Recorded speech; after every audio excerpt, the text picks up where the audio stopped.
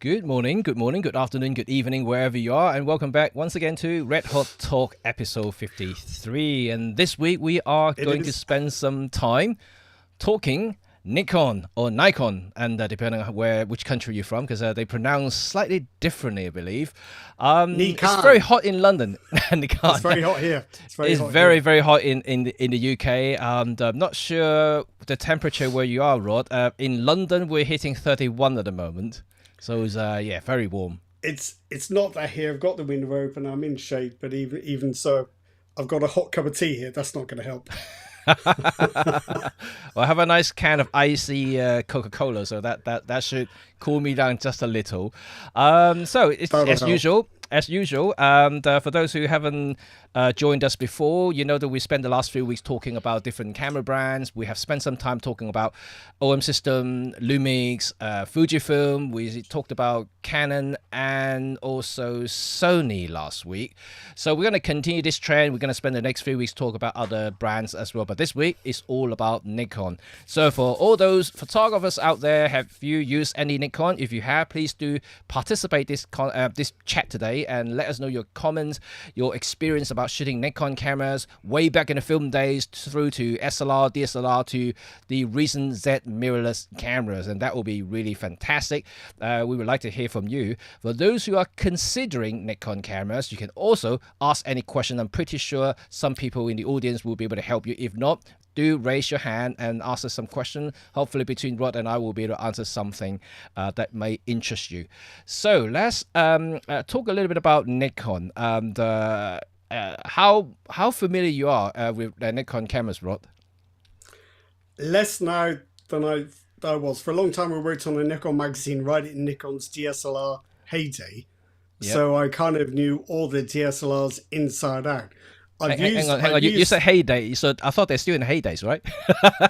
yeah, uh, DSLR heyday. Right. Okay. DSLR Now we're heydays. in, now we're in the mirrorless heyday. Sorry, DSLR heyday. Yeah. So I used them all right from the entry level things like the D 3000, 3100, and right up to things like the D4S, the D850, Right. or right from APS-C to full frame from beginner level to pro. The mirrorless ones I've used the Z6 and Z7, Z5. I've not used the Z6 II, Z7 II, or Z6 III, Right. or the ZFC. Okay. Hey, this ZFC, I got it right here with me. I And, know. Yeah, yeah. yeah, this ZF is in my bag somewhere, so I haven't got it with me here today. Sorry. But it's cool, And for myself, just give a little bit of background. So I didn't use as many digital versions of Nikon cameras as Rod, but I have used film cameras before. So I did use the old FM cameras, and the FM2A, FM3A. So I've used those really classic film SLRs way back in the 80s and 90s. I didn't use their kind of motorized SLRs like the D5, D6, and that, not D6, sorry. The what was what was the SLR naming convention? I can't remember now. So single digits is better. The F6. Yeah, that's it. The F5 and F6. I didn't use those before. I know they're great cameras, but at the time, I have to confess.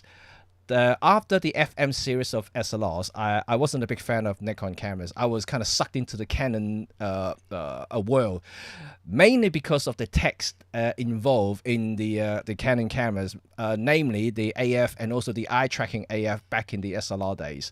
I was simply stuck into it because I thought, it's cool. You can use the eyeballs to control the AF points, So like, forget about Nikon. Nikon's rubbish. I want something that I can use my eyeball to do things, right? So that was it. I just sucked into it. My first proper SLRs when I saved enough money to buy after graduation was the Canon 50E. So it's a very simple SLR. It's got 5-point AF, so it's actually not particularly good in today's standard, but they're all eye control, so it's still cool, much cooler than any Nikon cameras offered at the time. And so I wasn't really into the Nikon cam simply because of the technologies involved, and simply, put it that way, even when they moved to digitize themselves into DSLRs, I stuck with Canon, and for obvious reason because I already invest into lenses. So again, I didn't really try any digital Nikon really right until the ZFC, which is a couple of years ago, and I got myself one, as you can see already, and I kind of really liking that camera simply because it's so simple, it's so basic that it almost remind me of the actual proper FM cameras that I used before, but way back in the 80s, 90s. But we can talk a little bit about that in just a second. So all of you who are listening right now, and if you have any experience in any Nikon cameras, like I said before, film, digital, SLR, mirrorless, anything, even point and shoot cameras, we would like to hear from you.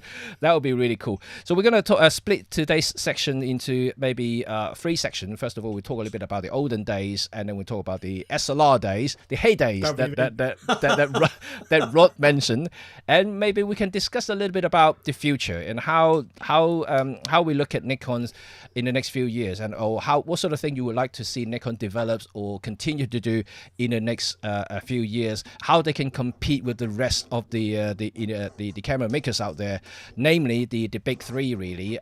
Nikon's part of it, but it's kind of overtaken by Sony in the last few years, and it's quite likely Canon's kind of maintaining on top. It's almost like neck to neck between Sony and Canon, depending on regions, always 1-2, 1-2 there. And Nikon kind of slipped down a little bit, but it's still there, and I think that they have made quite a good comeback. We're going to come to that as well, and see whether they can continue and carry on this momentum into the future. So let's go back. Let's wind the clock, go back a little bit, and start. Is that why I'm here? No. You use newer cameras than I did. I use film cameras. Okay. So just go back to the olden days. I think it's very similar to Canon back in the really the olden days. A lot of the early Nikon cameras were similar to what Canon did. They were mimicking Leica. They make rangefinder cameras. So a lot of the early days cameras were very, very similar to what Leica did in the 50, 60, and then they moved on to SLR technologies and started to have the F-series cameras came out. I thought, Nikon's always been known for not only for the camera designs, but also for the optics. I think a lot of the Nikon lenses are, genuinely quite good. I have used their really simple basic 51.8 Nikon. I can't remember which one it was. I think it was in the 85, 90. I can't remember which year it was made. But that particular lens, even though it's only 1.8, is a very cheap lens. To me at least, is one of the best 50mm lenses I ever used. For the price. I just can't find anything better for the price in film days. Obviously, I don't have that lens anymore. I can't adapt to any digital cameras to see whether it can still perform in today's environment, so I can't compare that. But from my memory, from all the films that I developed, from what I can see compared to the 51.8 from Canon, for instance, it's almost like no comparison. So the Nikon 51.8 was genuinely very, very good. Is that a D-type? No, it wasn't. It was one. Was it AI or? It was AIS. Right. Okay. Yeah, that would become quite tricky these days, wouldn't it? Yeah. So it was a very good lens, and I like that lens. I really genuinely like that lens. And it's dirt cheap, but I don't know how much they cost these days, but it was pretty cheap. So I don't know how many of you actually shot film Nikon before, and but if you have any experience, also let us know as well. Like I said, I didn't really use any of the F-series cameras, like the I know the F3 was really one of the iconic classic cameras that I still, even today, I want to get one myself. But they're getting more expensive. The F3, I think secondhand, you're looking at least £300 to £400 for a decent condition one. If you go for the one with the waist level viewfinder, the one that can tilt up, and then that one you're looking at $450 at least, and so it's quite a high price for film cameras. Then if you're looking at the D5 and the D6, D5's not so bad, but I keep saying D5, D6, F5 and F6. F5, F6, yeah. The F5 isn't too bad, but the F6 command quite a bit of premium. I think even if you're lucky to find one on the second-hand market, they are still selling for about £700-800 minimum. So they aren't cheap to buy. The F6 is more than that, isn't it? Because it was only discontinued quite recently. I'd have thought the F6 might be incredibly expensive at the moment. I don't know. Yeah. I don't know. I know quite a few of them were about over £1,000. I didn't have as much money as you, Jimmy, so I couldn't afford Nikon film SLRs. I shot with Pentax, and prior to that, some dodgy Eastern European things like the Zenit E. I have the Zenit E. I had a couple of Praktikas. Yeah, Right. I thought the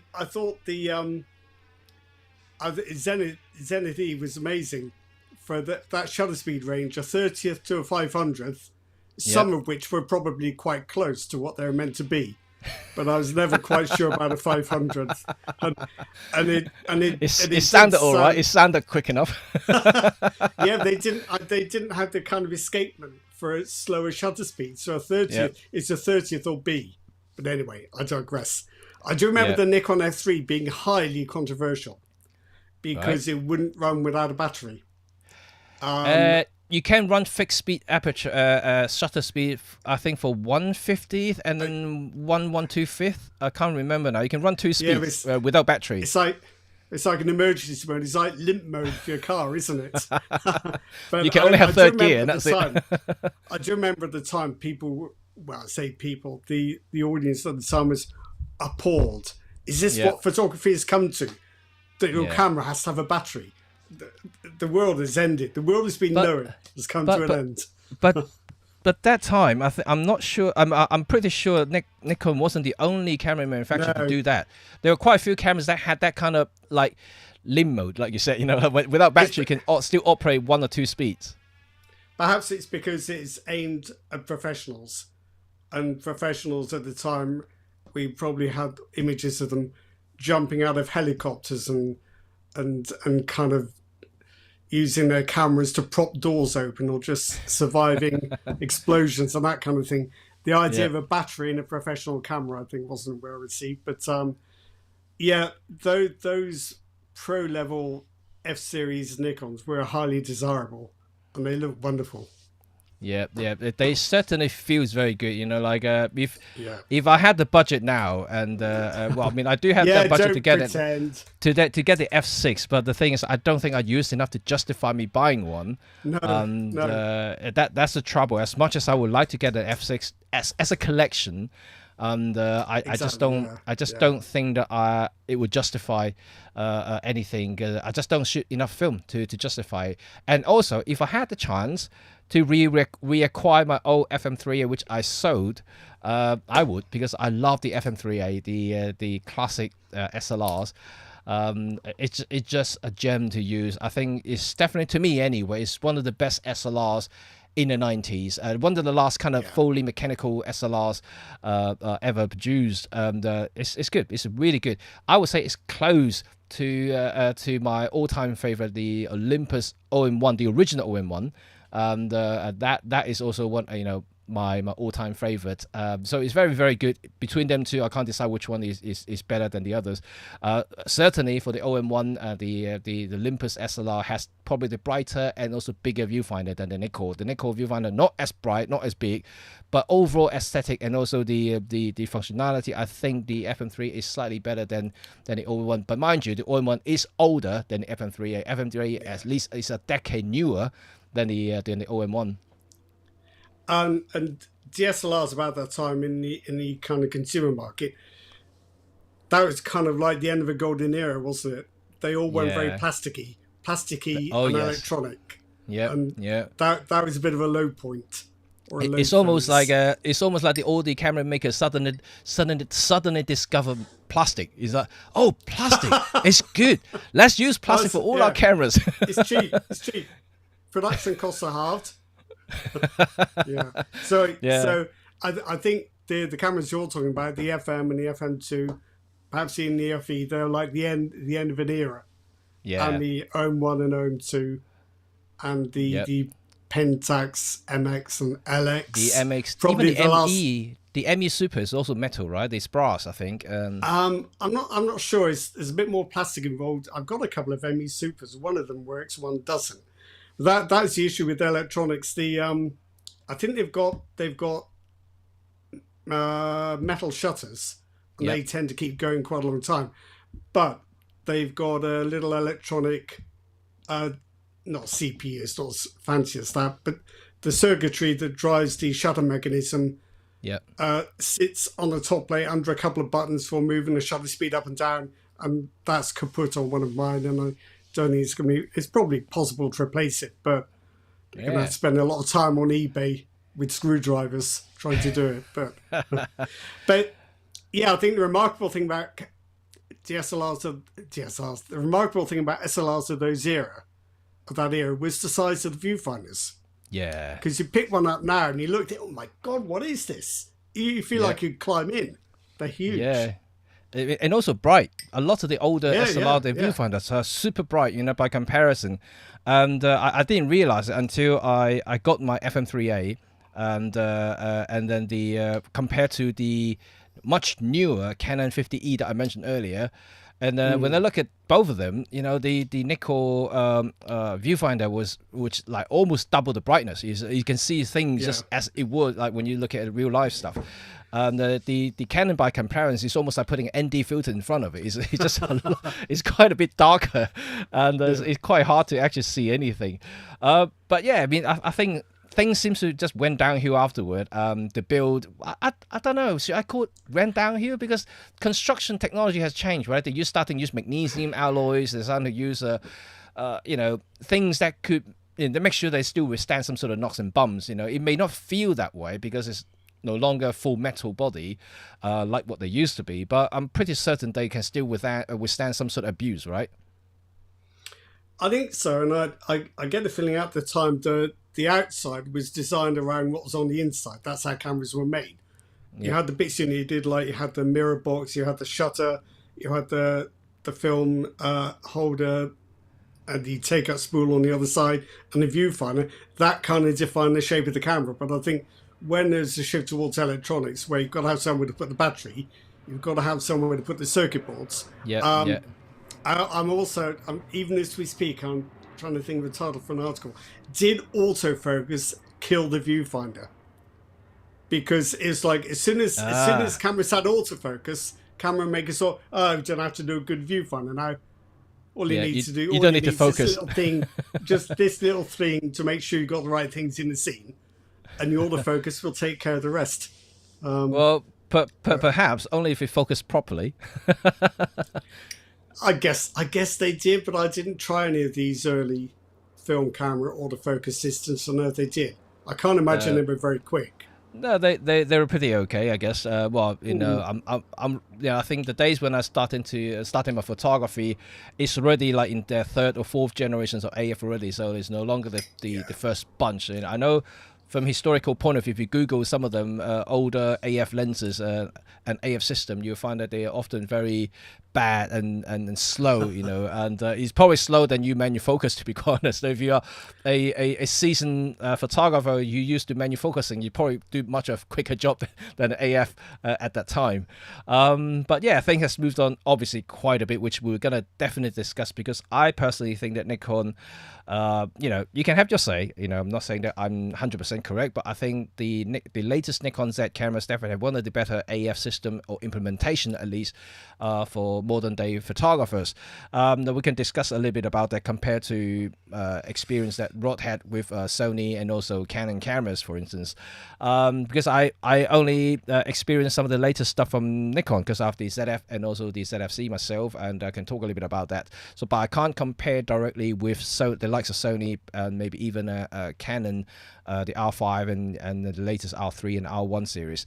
But yeah, so let's move on now to the digital time. And so, do you think Nikon did a good job in transitioning from film to digital? Let's talk a little bit about the SLR days first before we move on to mirrorless, because I think that cost was the main issue right at the beginning, because all the DSLRs were super expensive, and Canon had the same struggle as well. The early 1D, and it was very, very expensive, and the first, I think it was D300D was the very first affordable DSLR. £1,000 from Dixon's in Weston-super-Mare. So that seems plenty now, but that was a breakthrough back then.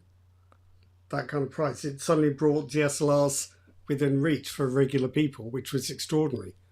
Yeah. But I used a D70 for a while, which was kind of Nikon's first attempt to a consumer camera. I think the D50 was a little better. The D70, I think, tended to produce rather kind of gloomy images, but was a nicer camera to use. But the D50, I think it's about half the price of the 300D. It came along much later, but I think that was a terrific beginner level camera. Yeah, because I mean, to me, I mean, I think during your DSLR days, Nikon's propositions and also Nikon's images is a bit confusing to me, and mainly because you see Fujifilms using using Nikon bodies, Kodak using Nikon's bodies, and it's a little bit confusing there. Yes, there were two versions of that Kodak camera. One using a Canon body, which was quite different. Yep. And one using a Nikon body. I'll be careful what I say in case there's anyone from those Kodak days listening, but they were not successful cameras. But that was more to do with Kodak than Canon or Nikon. Right. It's mainly the sensor, isn't it? I don't know whether it's going to depend on the lens you use, but I think it's probably fair to say the sensor did not have a very good tolerance to off-axis light.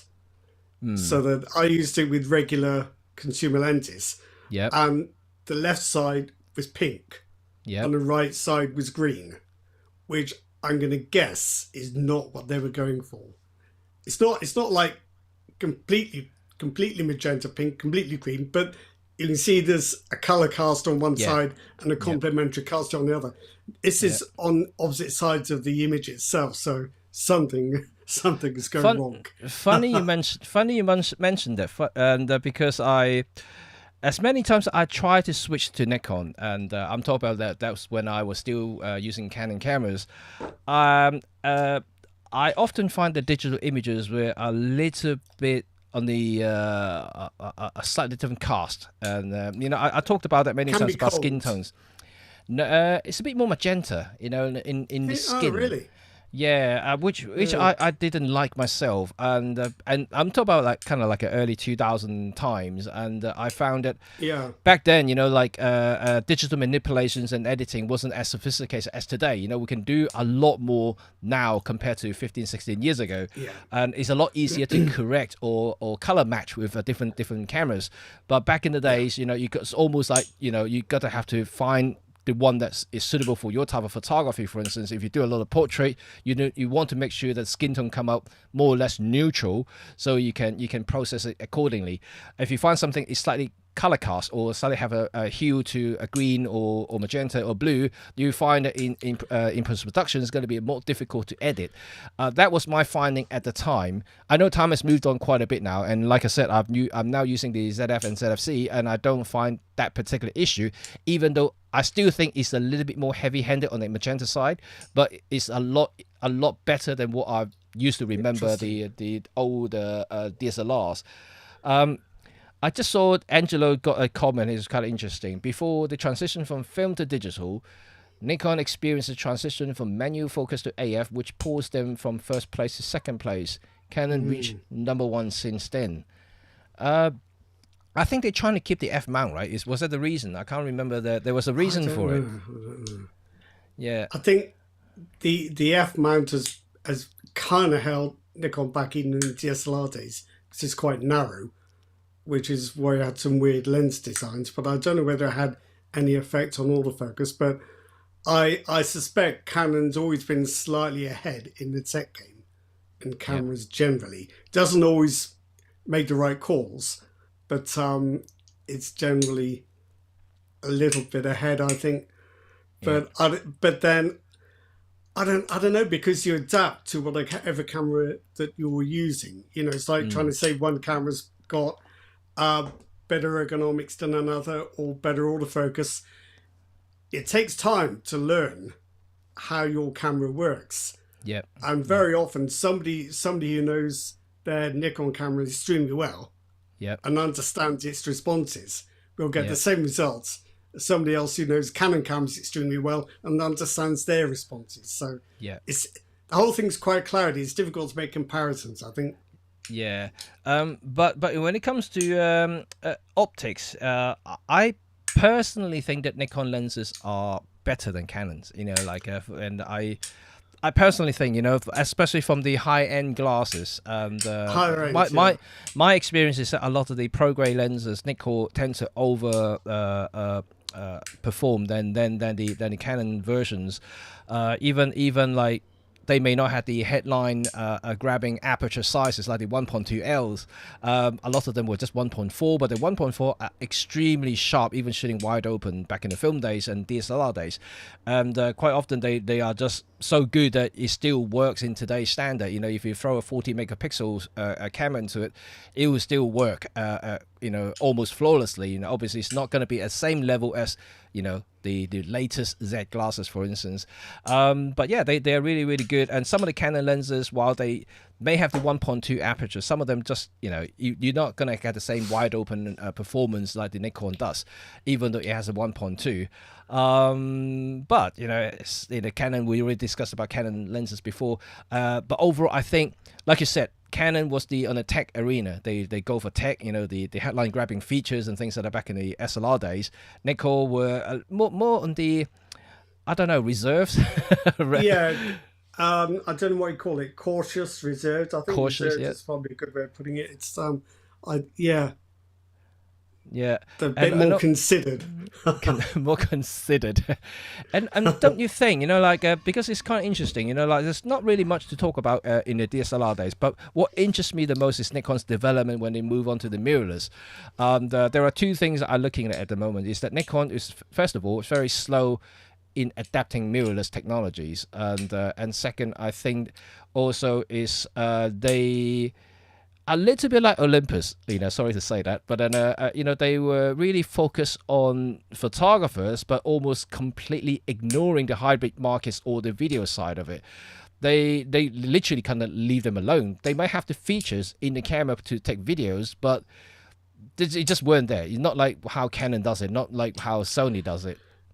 I think though that somebody in the chat mentioned the D90. John Allen mentioned the D90.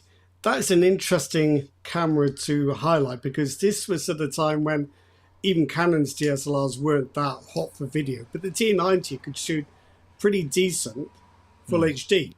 I mean, you didn't have the autofocus wasn't fast enough for any kind of way of tracking, but it was a pretty handy movie camera. But I just don't think that Nikon was quite as good at presenting those capabilities as other brands. No. Other brands came out there. Oh, you shoot full HD, it's fantastic. And then Nikon came along and did it, and just said, "Oh yeah, we got it too." There wasn't the same kind of fanfare. It seemed like half a step behind. Obviously, for those who may be familiar with the video side or the video developments in all the DSLRs, can give us a hand here. To me, I think the most impressive time when people starting to notice that digital camera can do video is when the original Canon 5D Mark II came about. That's a lot of I think I would say the solo filmmakers or small production crews starting to realize that they can produce something quite cinematic with a much cheaper non-cine cameras at a time. Loads of people were just flooding and getting 5D Mark II, get a lot of L glasses, and then and just start filming everywhere. Philip Bloom was obviously one of the most prominent figures to adopting the 5D to start filming. And obviously he's long moved on to Sony Cam. But the thing is, Canon never really advertised that much either. When the 5D Mark II came out, yes, it has video capabilities. The AF didn't even really work. People just have to use manual focus to do videos. But the thing is, people make use of it, and it made it popular. The all the videos I was in for in Photo magazine years ago, they were all shot on an EOS 60D. Yeah. And it's fine, or manual focus really, external mics as you would, and it's fine. Yep. It's fine. they still look all right today. So I don't know. I think you could have done the same on the Nikon D90, but I just I guess as well, Canon has a certain heritage with its cinema line. I don't know whether it did then, whether that helped it. But I don't know. Nikon always seems to be just as good as the others a year later. Yeah, And that kind of seems to be a bit of a pattern. But I did. If we're going to move on from DSLRs to mirrorless, I did want to call out a few of the DSLRs that I think were real high points. I mean, right from the start, you had Canon and Nikon in competition for basic beginner DSLRs.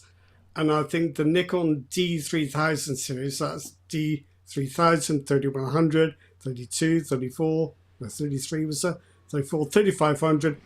From the very start, those were always the beginner cameras we would recommend to anyone starting out. They, to me, were always better than the cheap Canons.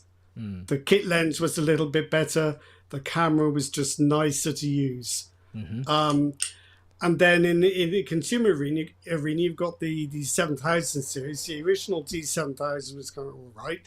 7100 was good. 7200, brilliant. Yeah. And it's a kind of similar kind of thing with the Pro SLRs. I don't think there was a bad one.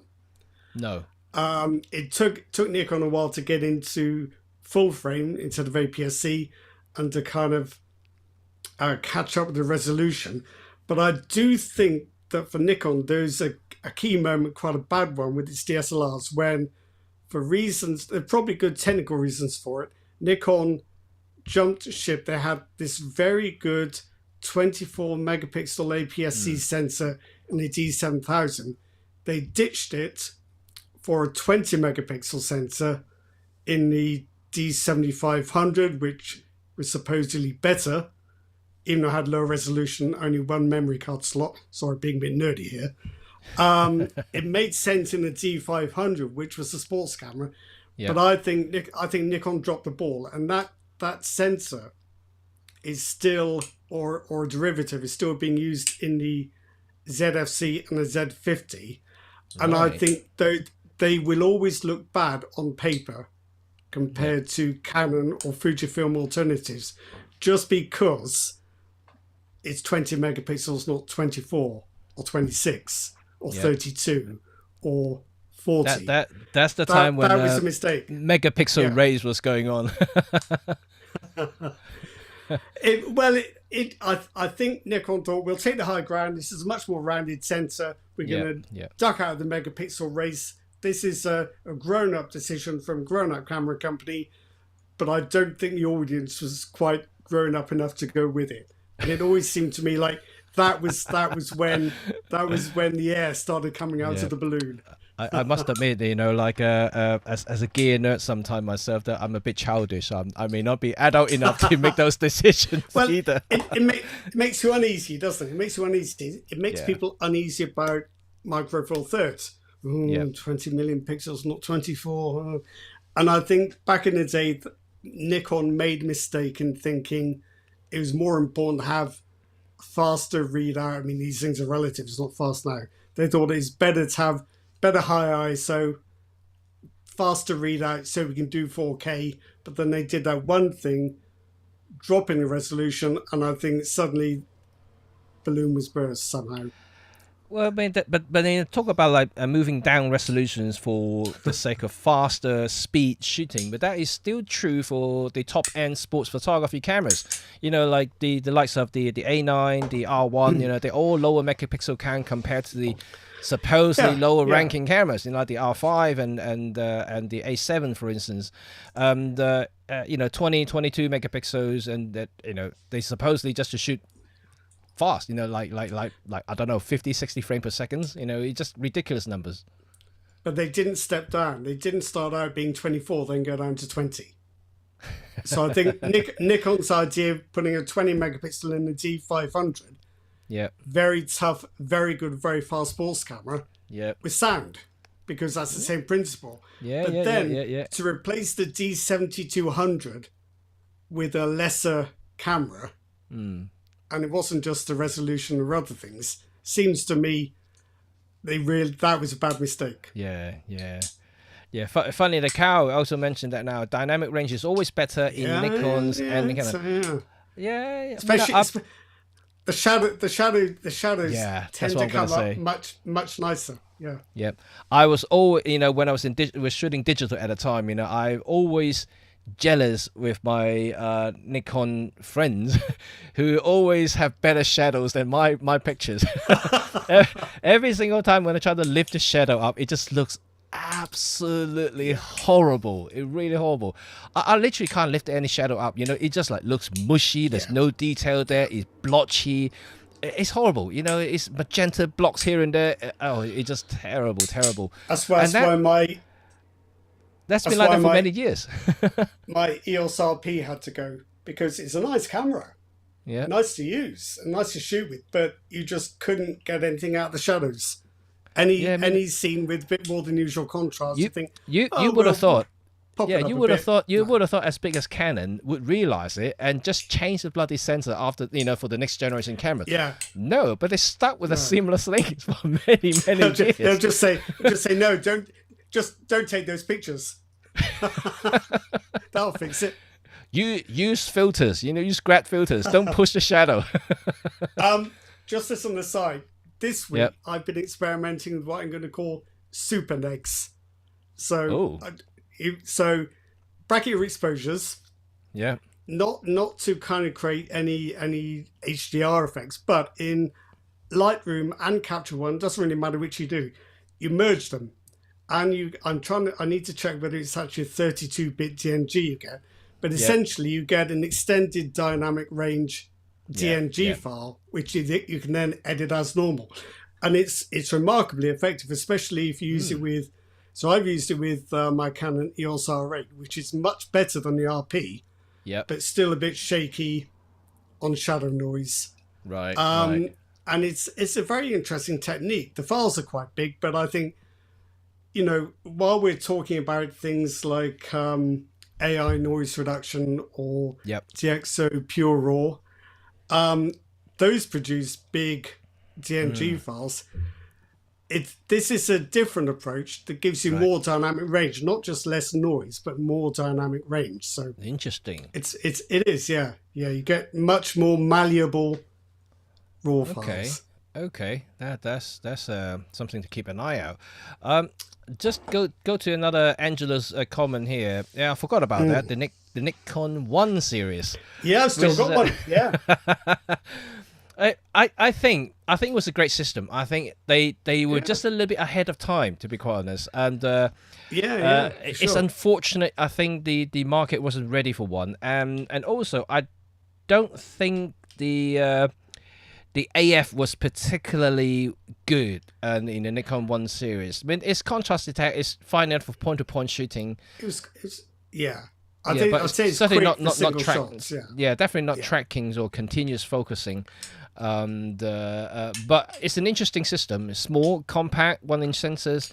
It's got a bunch of small lenses to go with it, and it would be good for them to maybe perhaps one day resurrect it. I never doubt they would, but then if they do, it would be quite cool to have, because they have a couple of really interesting glass and from the 1 series, in particular one of them I think it's got a very fast prime for portrait purposes, and I can't remember which one it was. I think it was it has a 1.2 aperture, and it isn't cheap lens, but I would like to try that lens on the Nikon 1 series to see what it looks like. But yeah, that's certainly something. The Nikon 1J one was my favorite. I think the early ones were the best looking. So it's basically, if you can imagine a tiny Leica Q. Yep.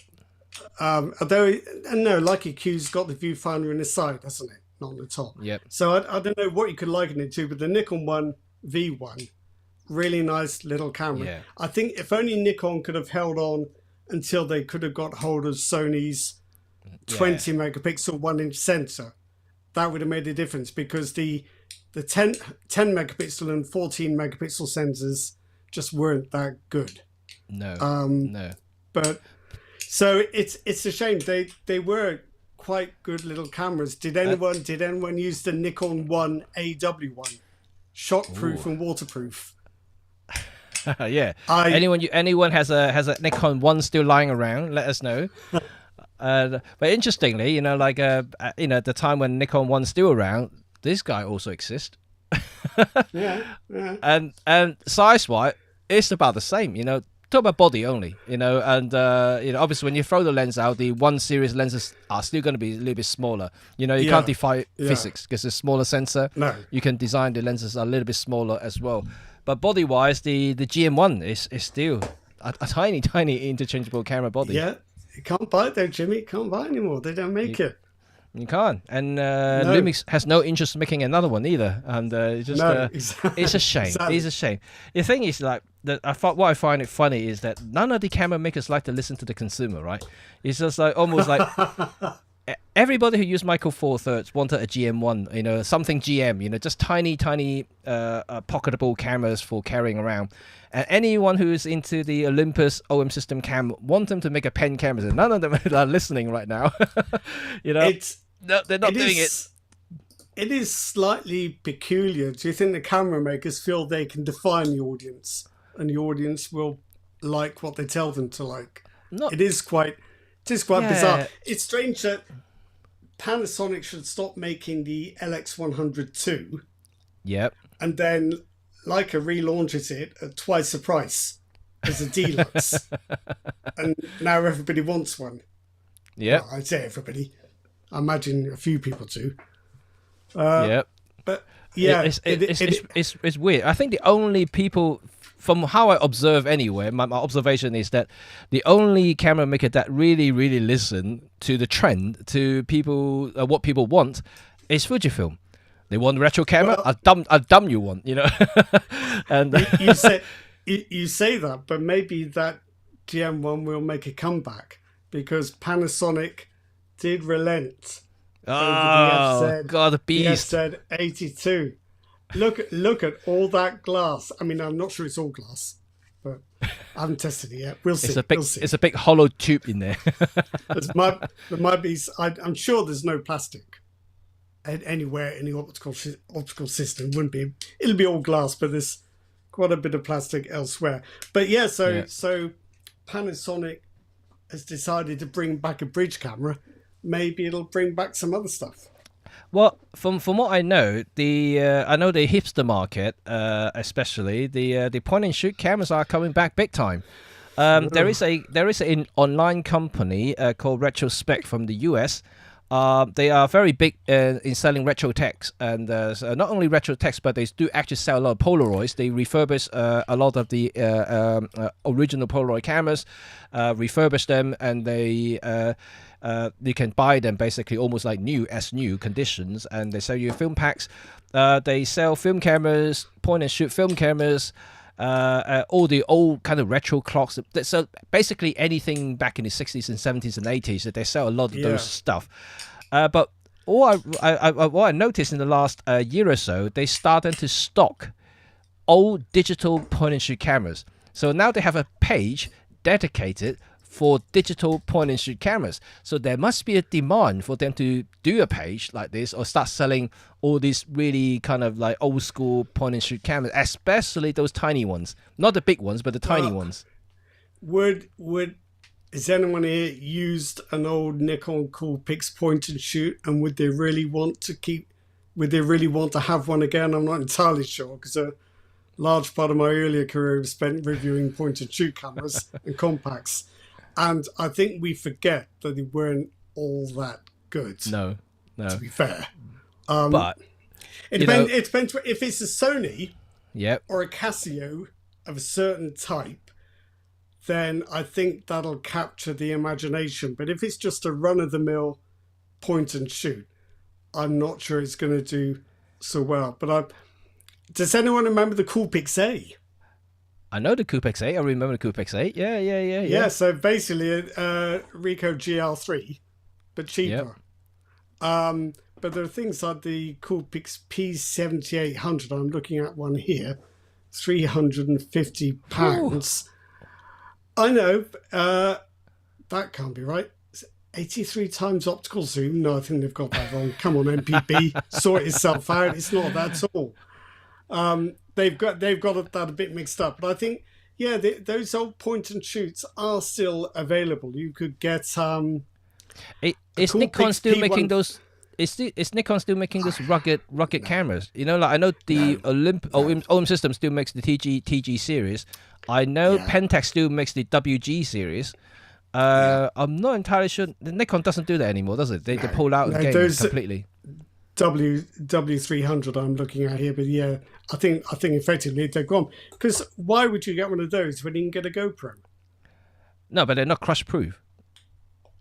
Well, I don't know how crush proof a W300 was. True, but I think you're talking. If you list all the things that a tough compact point and shoot camera can Yeah. do that the GoPro can't, you're gradually narrowing down this kind of funnel of possibilities. Yeah. So Yeah. basically, if you're going to be stampeded by a herd of elephants, Yeah. you want a TG7, not a Yeah. GoPro. I mean, absolutely. I mean, from what I've seen, I mean, I have a few mountain biker friends who does a lot of mountain biking, and so they ride up the mountains and go down like hell, you know, kind of thing. But they always tell me to carry two cameras: one GoPro for the recording their downhill action, so to speak. Yeah. But they always carry a TG7 or TG5, whatever, one of the TGs anyway. They say like it's good, but they always say to me it's so good, because sometimes the camera fell out of the bag or something, it just dropped on the floor, onto a rock or something, and the thing was fine. He just continued carrying on. They should just be more careful.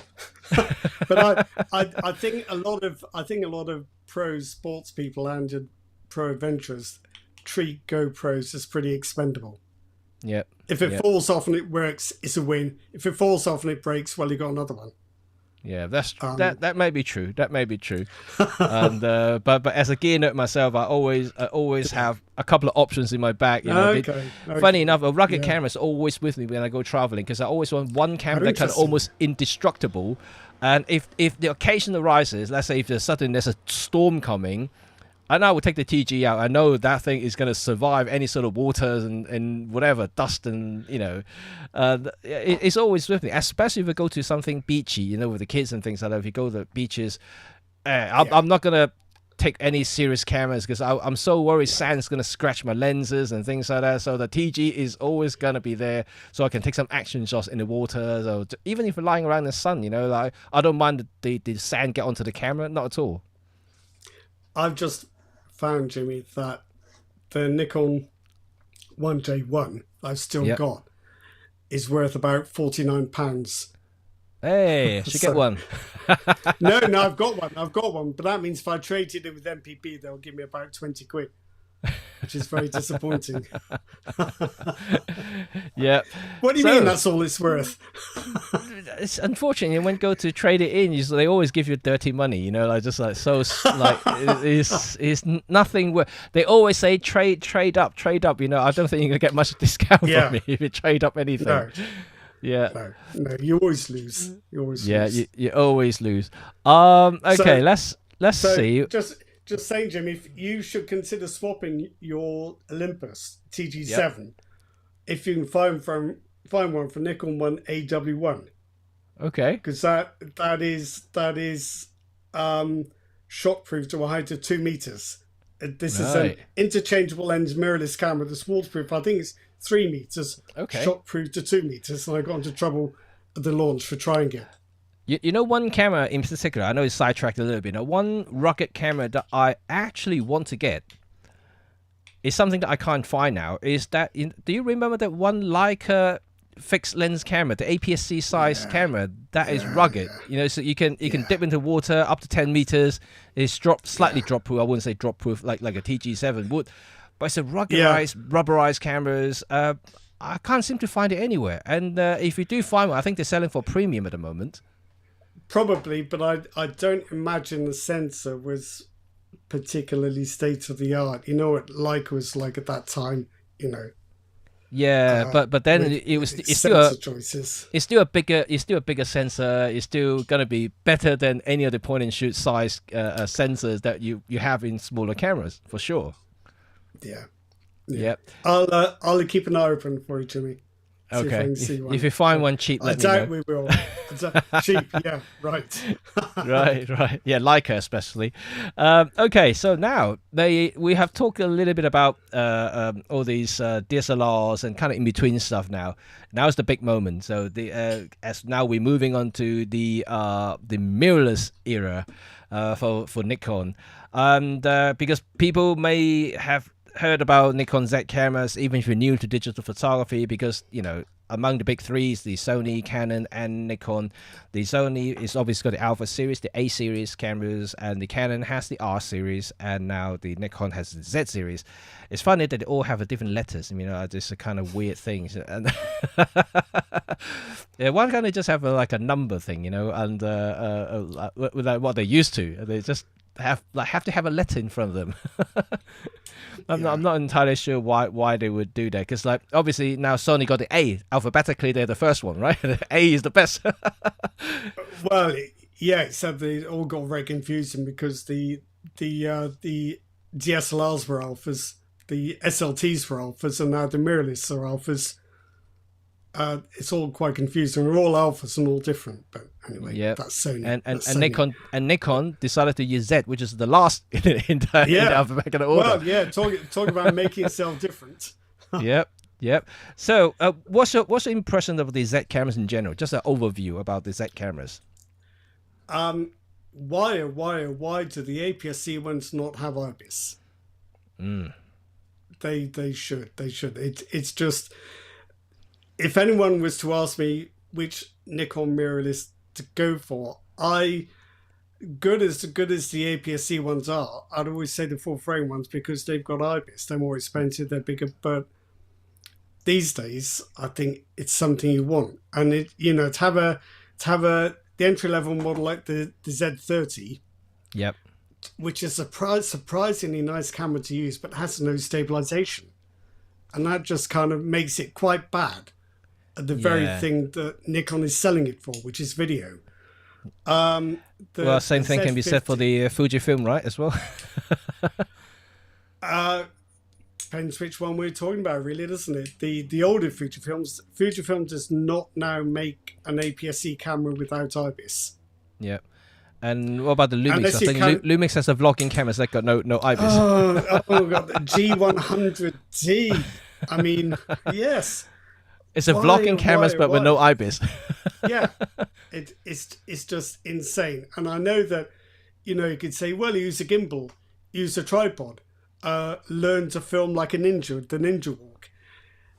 These are not very attractive solutions to people just starting out.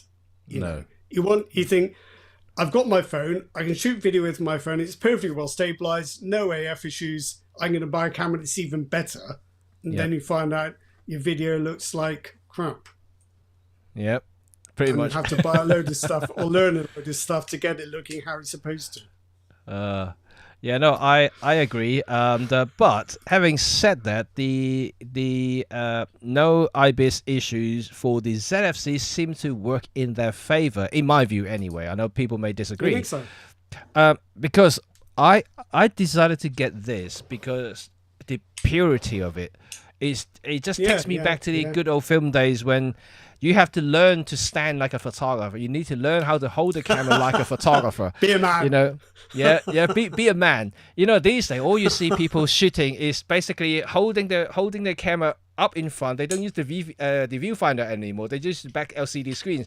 So they're holding the camera with their arm extended, and so that is not a stabilized pose at all. You always have shakes and bumps because your arms are fully extended, so you always get this wobbly imagery, and if you're not careful, if you're not because of IBIS, I think all the images you take will be completely messed up. And I think that's probably the reason why people can't live without IBIS these days, is how modern photographers are one-handed shooting.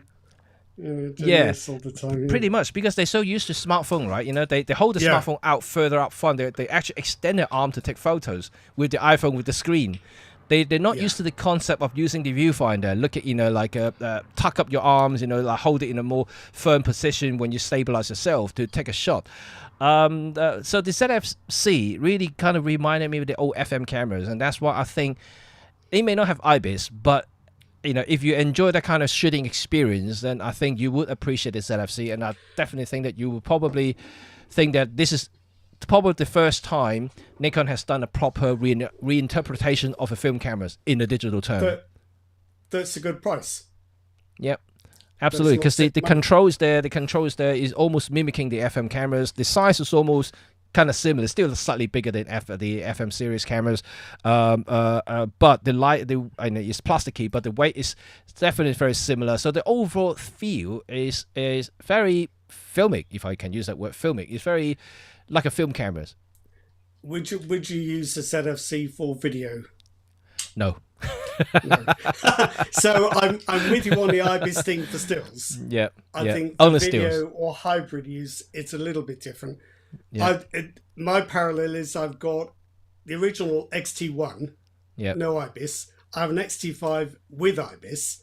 The thing is, with the XT1, as long as you remember what you're doing with shutter speeds, yeah, maybe with your auto ISO, and it's better with the electronic shutter, not the mechanical shutter, it can be quite stable.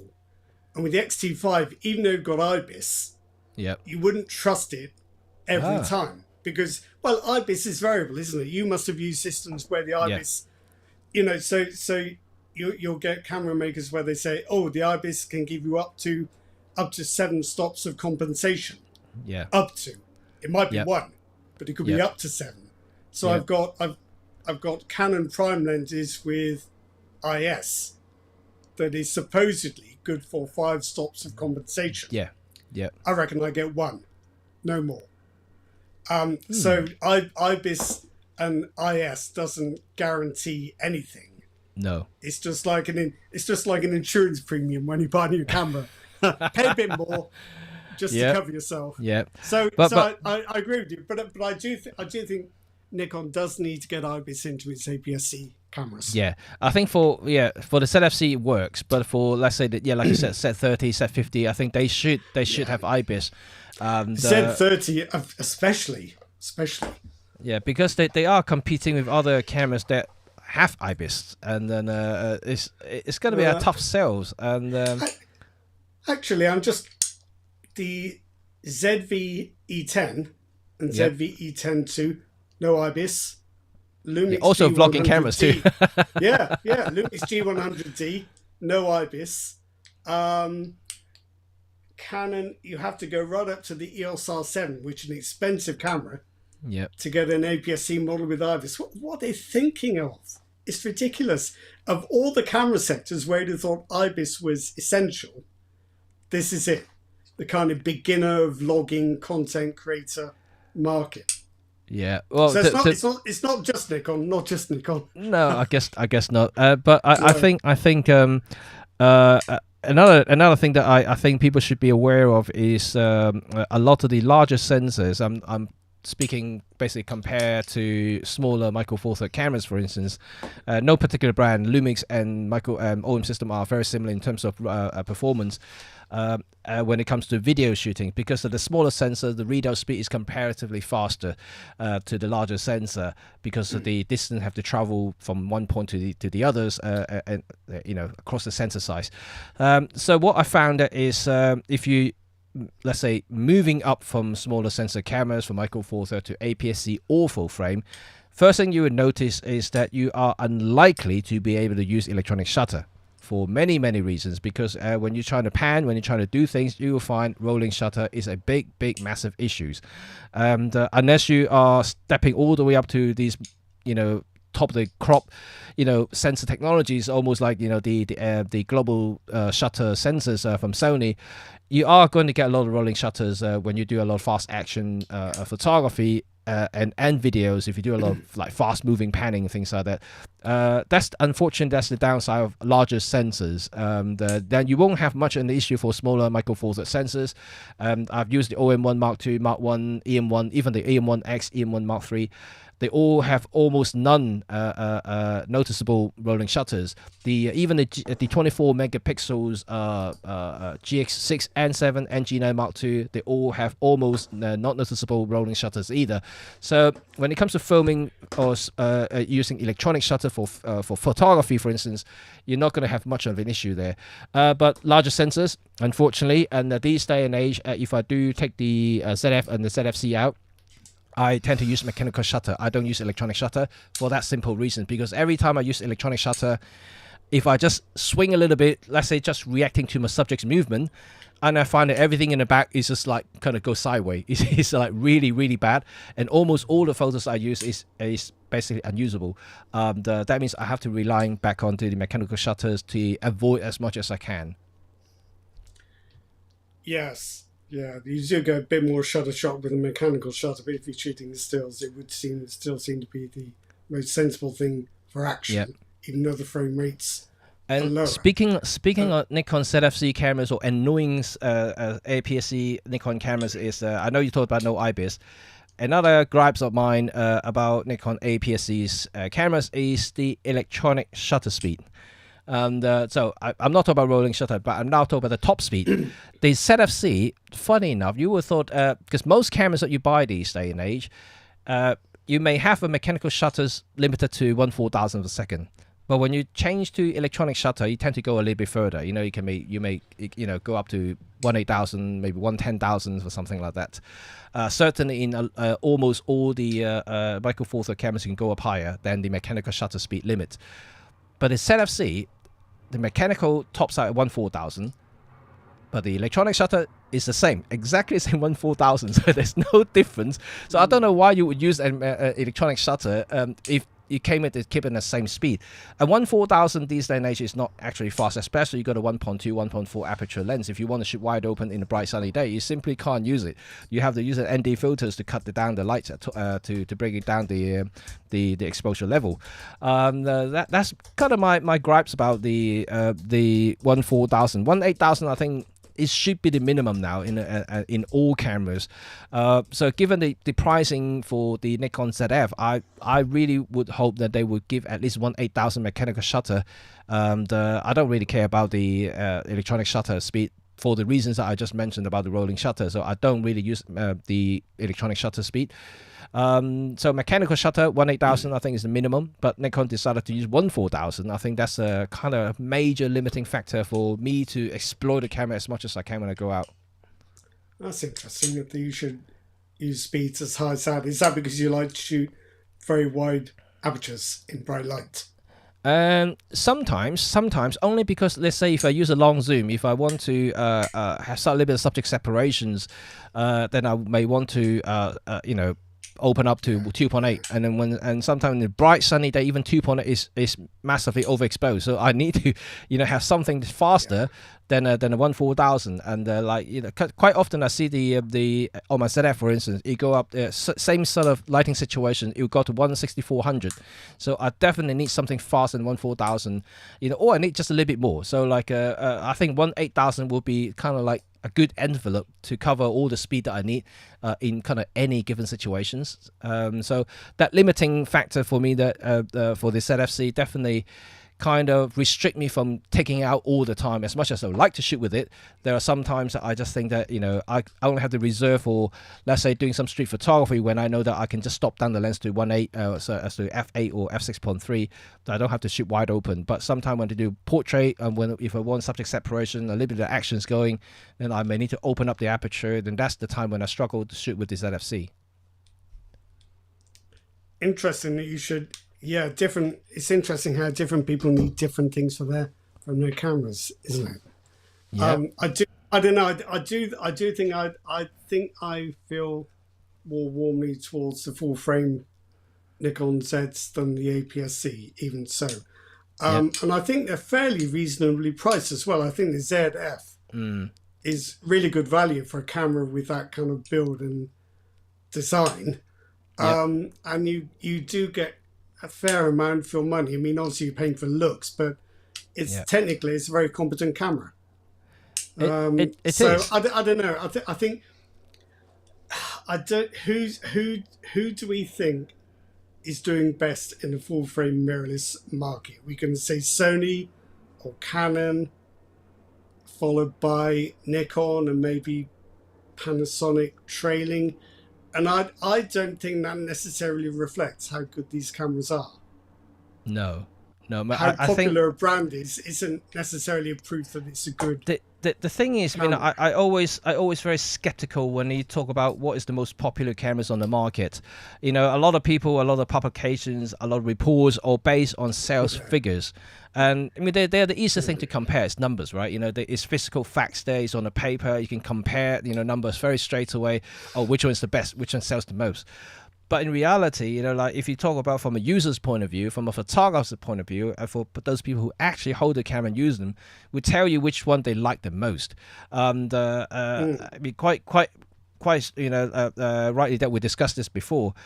Personally, I mean, all the cameras I held on my hand, and the least favorite was definitely Sony cameras. I mean, disregard how good the tech is, I just don't like holding the cameras. I just don't think the cameras fit in my hand like in nicely. But that's only me. You know, every photographer's hand's different. But for me, I think, you know, the Sony camera just would never fit my hand properly. That's the fact. I always like, you know, the grips from either Canon or Nikon or Olympus. I think the grips are really nice. So they fit me nicely. If I use a camera for like 8 hours a day, I would much prefer to use these cameras than any of the other cameras that I just mentioned, because you know, I want something to hold comfortably in my hand. I can use it for a longer time without feeling fatigue, and that's the main thing that I would be looking out for. Image quality is also very subjective, right? You know, like resolutions, dynamic range, bit range. You can talk about all the nerdy stuff as much as you like. But then again, you know, like I'm pretty certain, you know, majority of the cameras out there, I'm talking about like for likes, any proficient, talented photographer would basically achieve the same shots regardless of system. You know, like I don't think there'll be too much of a difference between them. They might taking different photographer using different system. You can look at all the ambassadors from all, you know, like different brands. You know, they all got spectacular photographs you can admire and drew all over the pictures, because they are beautiful photos. And I don't think anyone will argue that, you know, those were bad photos, but they're all taken with different cameras. So are they? So based on photographs themselves, I don't think technically there are any you know, like physical differences between them, or features, or, you know, dynamic range, whatever you name it, all this nerdy stuff that we talked about all day long. I think I think resolution I'm quite sensitive to, especially consistency across the frame, but also dynamic range is important to me because my style of editing leans very heavily on extended shadow and highlight detail. So I've always found that Nikon RAW files just have that little bit more in them, and they look a bit better to me when you really start pushing them very hard. I have noticed that there are issues with sensors that have phase detect AF sensors on them, or photo sites on them. So what can happen is you'll start to see horizontal lines appearing faintly in extreme shadow and extreme highlight areas if you bring them up and pull them back a little bit too far, or if you do some quite aggressive contrast or dehaze or clarity adjustments. I did almost buy a Nikon Z7 to start a Nikon Z system, but then if I looked at some of my files where I was really pulling out the shadows, you could start to see this kind of faint horizontal patterning, horizontal lines, perhaps half a dozen over the height of the frame, which apparently is a thing with sensors that have phase detect AF. I don't think you'll get it with Canon dual pixel AF, because that's a different principle. But possibly on sensors which have lines of phase detect photo sites on them. I don't know how this works exactly. It is a thing, and that kind of put me off. Right, that's interesting. I've seen it on Sony images as well, where I've pulled back a bit of highlight detail, really exaggerated the local contrast in skies, and there I've seen these faint horizontal lines as well. It's not this time. It's not really an ISO thing. It's just an artifact you wouldn't normally see that becomes Right. apparent under some circumstances. So that kind of put me off mirrorless sensors a little bit, but you don't see it all the time, and it's not a big No. thing. It's only people like me who really mess with dynamic range. I certainly haven't seen that. Have you not? No, I'll no. find some samples. Okay, maybe I'll try to mimic that then. But yeah, but Or maybe I should have just bracketed and just merged exposures like any sensible person. yeah, but I think that Nikon's Z cameras are very interesting, and definitely I think ever since the ZFC came out, it kind of brought them back to the consumer's attention in a way. Yeah. It's one of the biggest sellers for Nikon cameras, and that's why they brought the ZF to carry on with the full frame side of it. And also has halo effect now, because now the attention is on Nikon, so like the subsequent Z9 Z8 it also have gathered a lot of attentions. It's almost like a snowball anyways, and that's why I always think a lot of the manufacturers, camera makers, should do something like this. Have something kind of fashiony, attention grabbing kind of thing. You always have this halo effect, because once you get their attention, people start looking at your brand. They want to see what else you're on offer, and then start looking from there.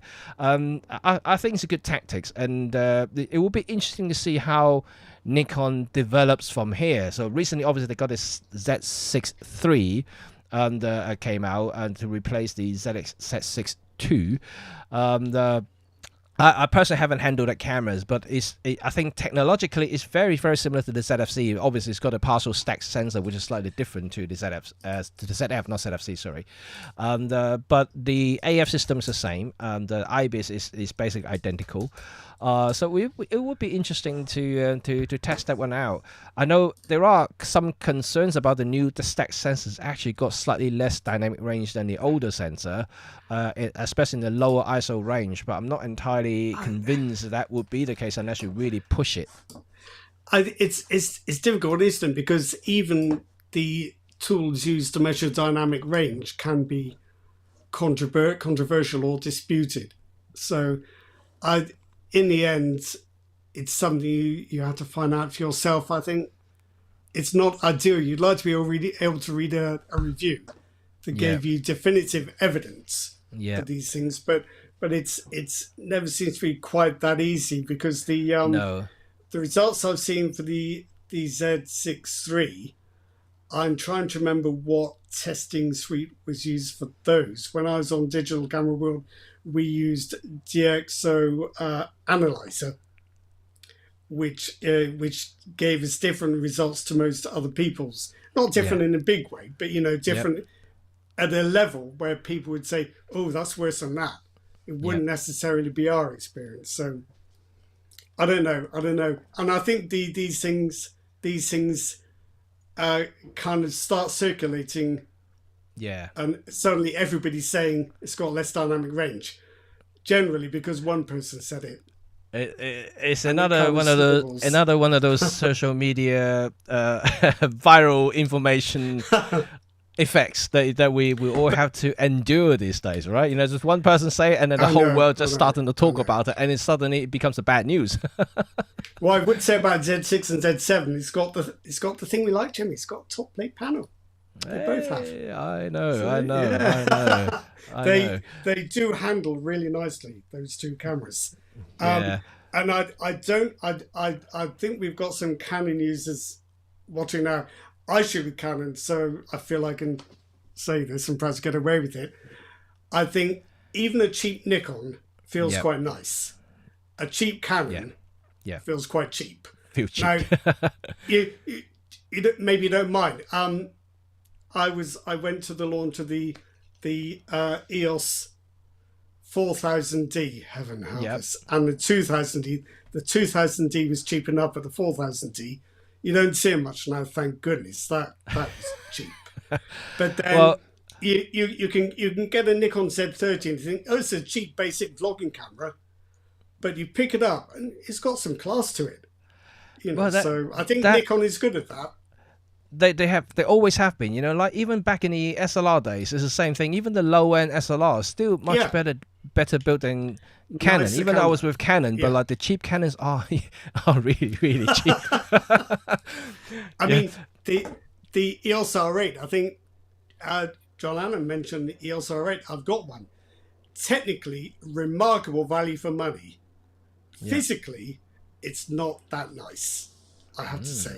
It's quite plasticky. It's not quite the right size. It's missing a couple of controls I'd like. It's a lot of camera for the money, except in terms of build. That's interesting. But these things are subjective. It is. I mean, I can always say the same about Olympus cameras, and because all the Olympus cameras, regardless what level they are, they always got the nicer feeling, this kind of solid feeling of the bodies. When if you look at even the cheap pen cameras at the EM or even the EM10 series, the entry level mirrorless cameras, they all built very, very well, and it has a little bit heft to it. The same thing can't be said, sorry, about Lumix camera, but the cheap ones are kind of like Canon, a little bit cheap, a little bit kind of hollow in a way. And only when you get up to the higher level cameras, then you're starting to feel a little bit more, solid bodies, and like the G9, for instance, like the GX series, and they're all very, very nice camera, nicely built camera. But the lower end one, they do feel a little bit hollow and a little bit lightweight to me. I so wanted to like the G100D, but I just couldn't. Just couldn't. Yeah, but Chuck L mentions the EOS 50D. The triple digit Canon DSLRs were quite cheap. Yeah. Heaven help you if you got the 4-digit ones like the 1300 or the 1000 or the 2000, 4000. But the 10D, 20, 30, 40, 50, 60D, they were quite nicely made. They're decent cameras. All the double-digit ones are really good. They're almost like the premium APS-C cameras in the catalog, right? And then they obviously got the single digits, the 7D, which is the top of the range for APS-C and DSLR at the time, and that's kind of built for sports shooting and kind of thing. It's got a speed to it. I think that's certainly something that Nikon should be proud of is their build quality. I think among camera makers across the industry, Nikon definitely one of the best built camera bodies, regardless of what level, what kind of camera you choose. You're gonna always have to always end up with a very decently built body, and that you feel that your money is well spent, kind of thing. it's been that way for years as well. Yeah, they certainly have a reputation for it. I'm struggling to lift it. But this D800, they just don't make cameras in the same way now. No, they just don't. They are. They don't make them like they used to. Yeah, but no, Nikon's always been good at making cameras feel like $1 million. Yep, that's a good thing, right? Like then that means that after you spend the $2-3 grand on the camera, you feel that you spent $2 or $3 grand. you don't get buyer's remorse so badly. No. Apart from the ZFC, I must say, and even though it's a nice camera, it's very plastic. But I actually mentioned it in my video review of the ZFC and even the ZF. I don't know why they the only camera makers that have a flappy battery door. If I look at that, it's like you're in that battery it's door. Horrible. It's horrible. You don't walk around flapping your battery door. No, but it's different. Look. I got the OM system camera here. Look at this. Look at the quality of this. You open it. It just bounces off with a spring in it, and it feels solid. It's really nice. Hang on. And I have the G9 Mark II here. You're right, XT1 got a spring on it. Are you sure that have you just not lost the spring? G9 Mark II. G9 Mark II is the same thing. Really nice, and it's got a damping to it. It's got seal around it. It just feels quality. The GX series, everything's the same. Has the spring fallen off? Have you checked? No. The ZF the same. Even the full frame cameras are the same, and unfortunately, that's one thing that I thought, oh gosh, you would have thought, Nikon's always built these nice camera bodies, and the thing that they always miss is the battery door or the memory card door. It's just, oh come on, just sort that one out. Well, it may just be the ZFC then. I've not seen that anywhere else. But no, your set 30, set 50, because you might access from the side for the memory card, so that might be different. But the ZF and ZFC is horrible.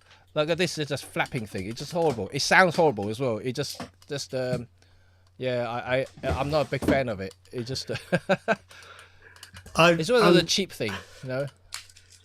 I just can't believe you're so badly disturbed by that. Oh, actually, hang on. Look, Jimmy, look. Oh yeah, T800. so Nikon started way back. Yeah. Oh dear. They've always disrespected people's battery door expectations. Yep. Shame on them. Shame on them now. Now I don't feel like I'm spending £1 million on it now. So yeah, I guess Nikon feels you don't have to have a spring on the door. Well. Oh wow. Okay. But the thing is, the rest of the industry has caught up, and they all have spring on them, apart from Nikon. Something to make sure that Nikon's next generation camera will have it. Yeah. You see, like these little touches, I think these kind of make you feel like it's a better built thing, and just a little attention to detail, I guess. I think perhaps small rig or somebody will make you a sprung battery door. Yeah, Chuck just say battery doors are optional. Oh dear. Right.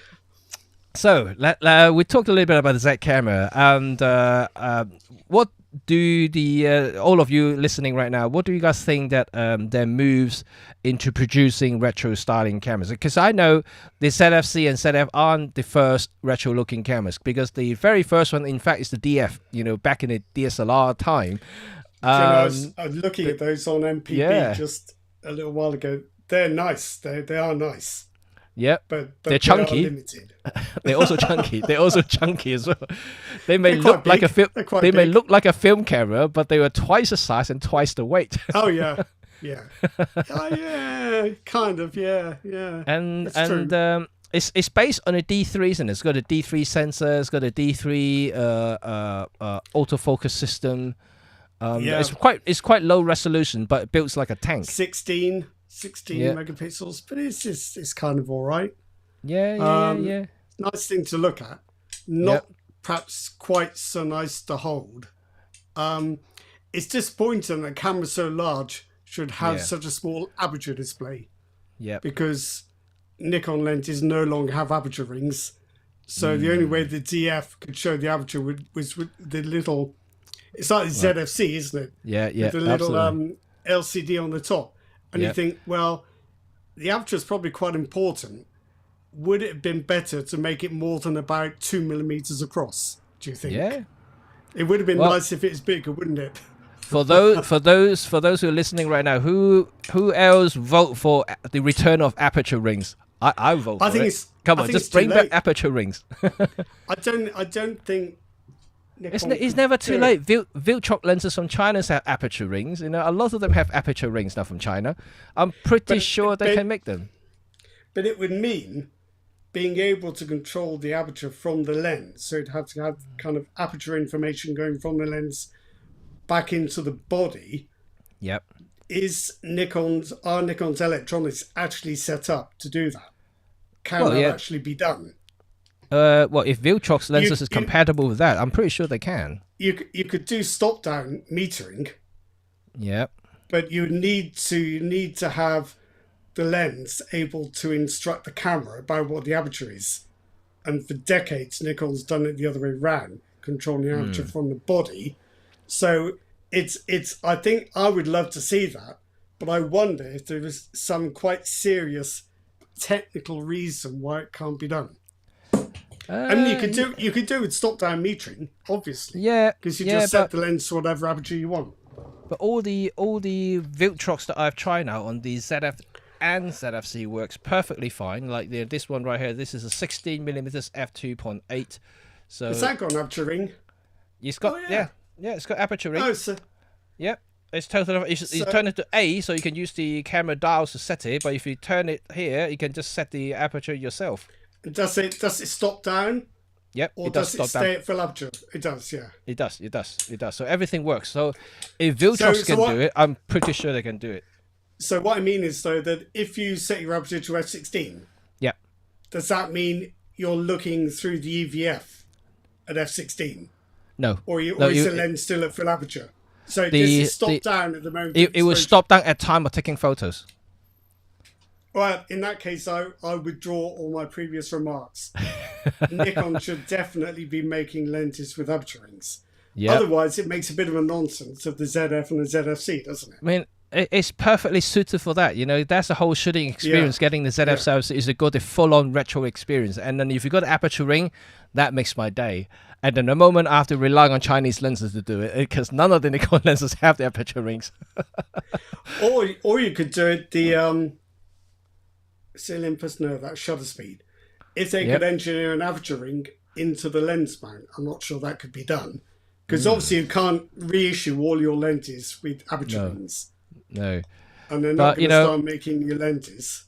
But I mean, like I say, we can always hope for something to happen. Whether they will listen to us, which unlikely. It's another thing. So before we move on to talk about the future of Nikon cameras, talk about one thing that I'm particularly fond with is the AF system that Nikon uses is certainly very interesting, and especially the 3D tracking thing that they have. And I think, from what I've heard anyway, from Petapixels, Jordan and Chris Nichols, and they talked about the 3D AF system and the latest Z cameras are not very similar to the old DSLR 3D tracking system that they had in the past. And it's slightly different implementation because of different technologies that they use there, but in concept it's very similar.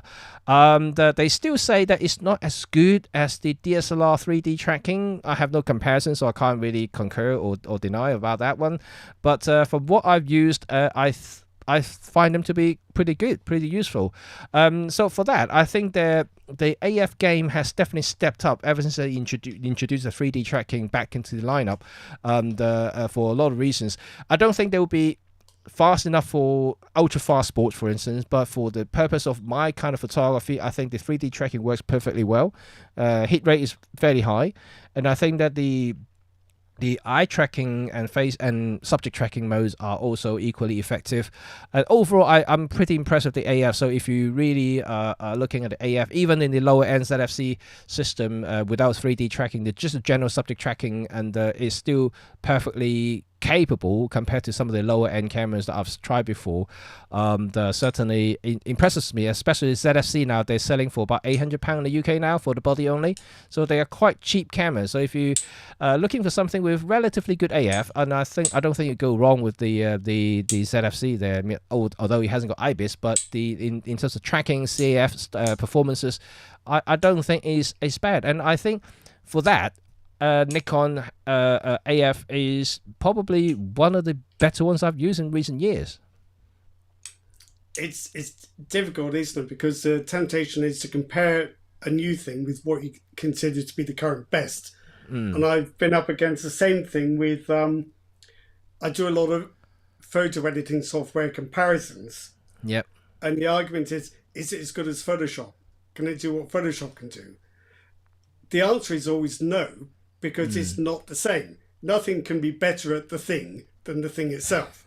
Yep. It can be better at other things. So I think it's perhaps the same with autofocus. Everyone is saying, it's very tempting to say, oh, can Nikon's eye tracking AF work as well as Sony's eye tracking AF? Yep. It's like picking a thing that Sony does already, and saying the Nikon has to do it exactly the same but better. There may be things that the Nikon does better than the Sony, but nobody's looking for those things because all the comparisons will be against Sony. These comparisons tend to be quite one-sided. So they are. So there's that, and also there's a lot of very niche use cases. So most camera testing these days is designed to find weaknesses, not strengths. So a tester will always look for somewhere where a camera is felt to be lacking or not as good, and then check it and say no, it's not as good. So it's like testing for negatives. There's no testing for positives. Unfortunately, this is the world that we're living in right now. Right? And if I make a review, talk about only good things, everybody will say that I'm biased. Every single one will say that I'm biased. But then if I talk about something negative, say, you are honest reviewers. You talk about negative stuff. Yeah, but then you get attacked by the fanboys from the other brands, don't you? So it's quite difficult. It's quite difficult to do anything without being attacked. We can never win, right? We talk about positive, we get bashed. We talk about negative, we get bashed. Yeah. It's the same with photo editing. The two companies, the handful of companies I'm an affiliate for, whose software I'm not mad on. My favourite software, I never get any affiliate commission. But you have to make a decision, don't you? You have to say what is actually true and is most useful to most people versus what makes you money. Yeah. And I'm just more comfortable making no money, but actually saying whether I think this is better on its own merits. And I think it's the same with cameras. You've got to be honest and hope that people realise that you're actually being honest, come what may, whether it helps you or hinders you. You've got to tell the truth. And to be quite frank, like we said about, you know, from the very beginning of our chat here, and you know, all cameras that you buy these days are pretty much good enough to do majority of the things that you want to do, whether it's going to be just daily snappings around, travel, you know, holiday, and general landscape, cityscape. Most cameras you buy, regardless of how much you spend, are going to take decent photos. You know, it really is just about honing your craft, honing your skills, learn about exposure triangle, composition, execution, timing, all that sort of thing.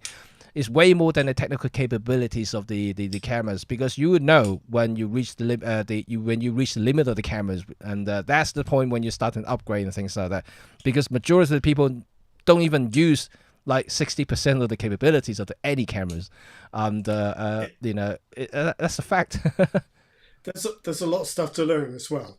I mean, I'm here where I was earlier saying how I think IBIS is important. However, if you know the first thing about auto ISO, it's not difficult to set up a camera without IBIS to always give you a safe shutter speed. Yep. So, you know, you just have to learn. You have to learn your particular bit of kit, where its limitations are and how to get around them. And like we just said, you know, hold the camera properly. Put your photography stance. You know? I can't do that. You know, those are the basic, right? You know, when we first learn about photography, the first thing that you learn is, you know, how to stand like a photographer. Yeah, and also to have reasonable expectations, like the idea that there is such a thing as safe shutter speeds is nonsense. There's less safe and more safe, but you can get a camera shake at practically any shutter speed. And you get these miraculous instances where you get a sharp shot with some insanely long exposure. But they're flukes. So, you know, I think learning your limitations as well as the camera's limitations, that's the key. So for me, for example, safe shutter speeds, I have to double what everybody else does. So somebody can shoot at the 60th, I have to shoot at the 1/5. I'm just not very good at hand holding. And it's often your limitations and how you want to use the camera that's going to help decide the best camera for you. Yeah, absolutely. RJ just say no IBIS is better than bad IBIS. Well, I think it's an interesting opinion, because if it's going to be unpredictable, should you be trusting it? Yeah. So I've used cameras with IBIS that I'm sure can be as good as they say in the perfect set of circumstances, but in practical everyday circumstances, it's not. And I don't know how far short it's going to fall. You know, a lot of people may actually may not realize how complicated these IBIS systems are. Because I have used quite a few different IBIS now, and for the last 6-7 years, and you know, they're all very, very different. For instance, to me, you know, not trying to be biased here, but between the two Michael Four Thirds brands, the Lumix and OM system / Olympus, I always find the IBIS on the OM system tend to be more natural when it comes to compensating sudden movement that are actually natural. When I say that is, let's say if you are pointing in a direction, suddenly you're reacting to something happening to left or right, you're trying to pan left or right instantly.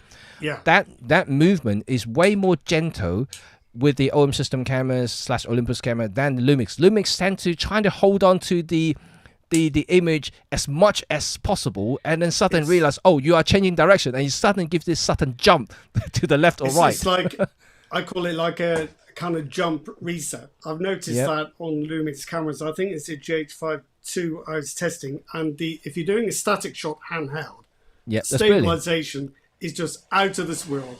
And I always found this, also found the same with the Canon EOS R6 II. If you're standing still filming, you can't tell it's not on a tripod. It is uncanny. But the minute you start trying to do a pan, then the IBIS gets in a mess. And with a lot of cameras, what it will do, it will try to stop that initial movement, then suddenly think, oh gosh, we moved, and do a kind of jump reset. Yep. So if you try and pan, you get a kind of succession of jump, jump, jump, jump, jump, jump, jump, jump. You're better off with no IBIS if you're going to try and pan the camera. So they are very different.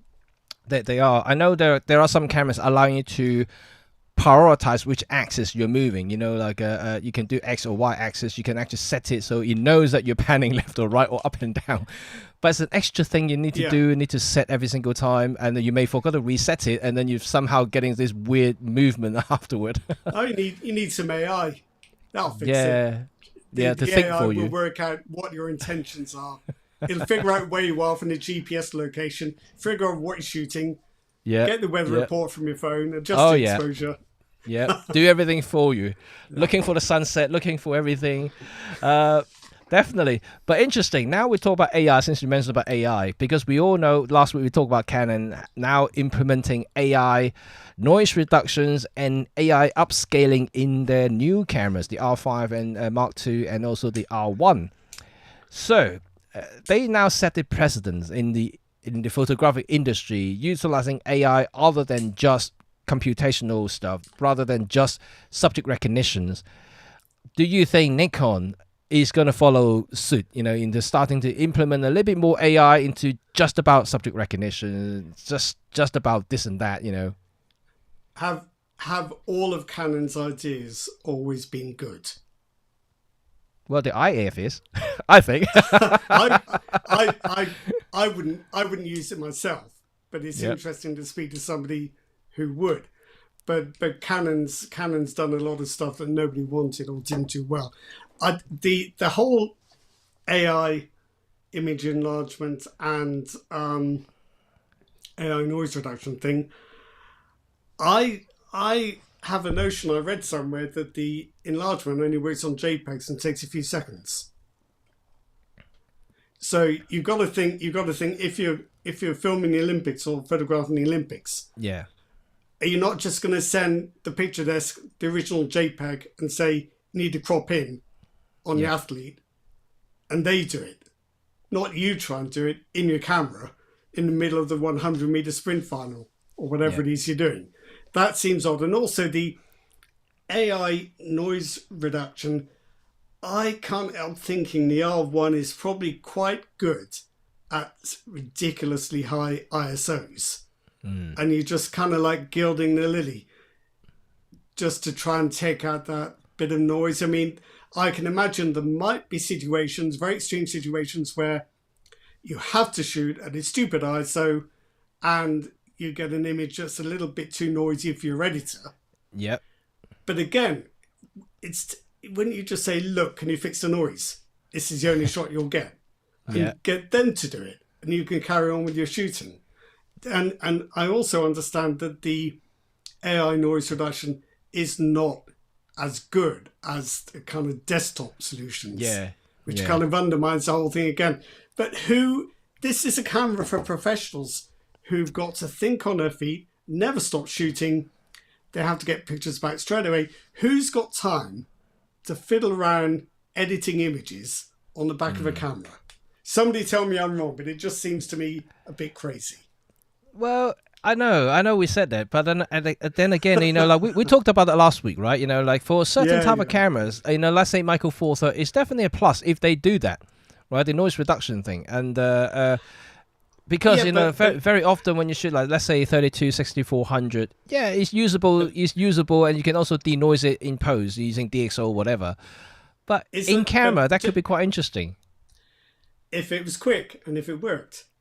But it just seems to me that, from what I can tell with the Canon solution right now, it's the wrong place and the wrong time. It's not when I would do it. You just paid $6,500 for a camera that's exceptional at high ISOs. Yeah. And now they want you to fiddle around with some buttons on the back of the camera, making it even better. And if you're that worried about resolution and cropping, don't get the R1, get a Z9 or something. Yeah. Yeah, it would be interesting to see what you guys think about AI stuff in future cameras.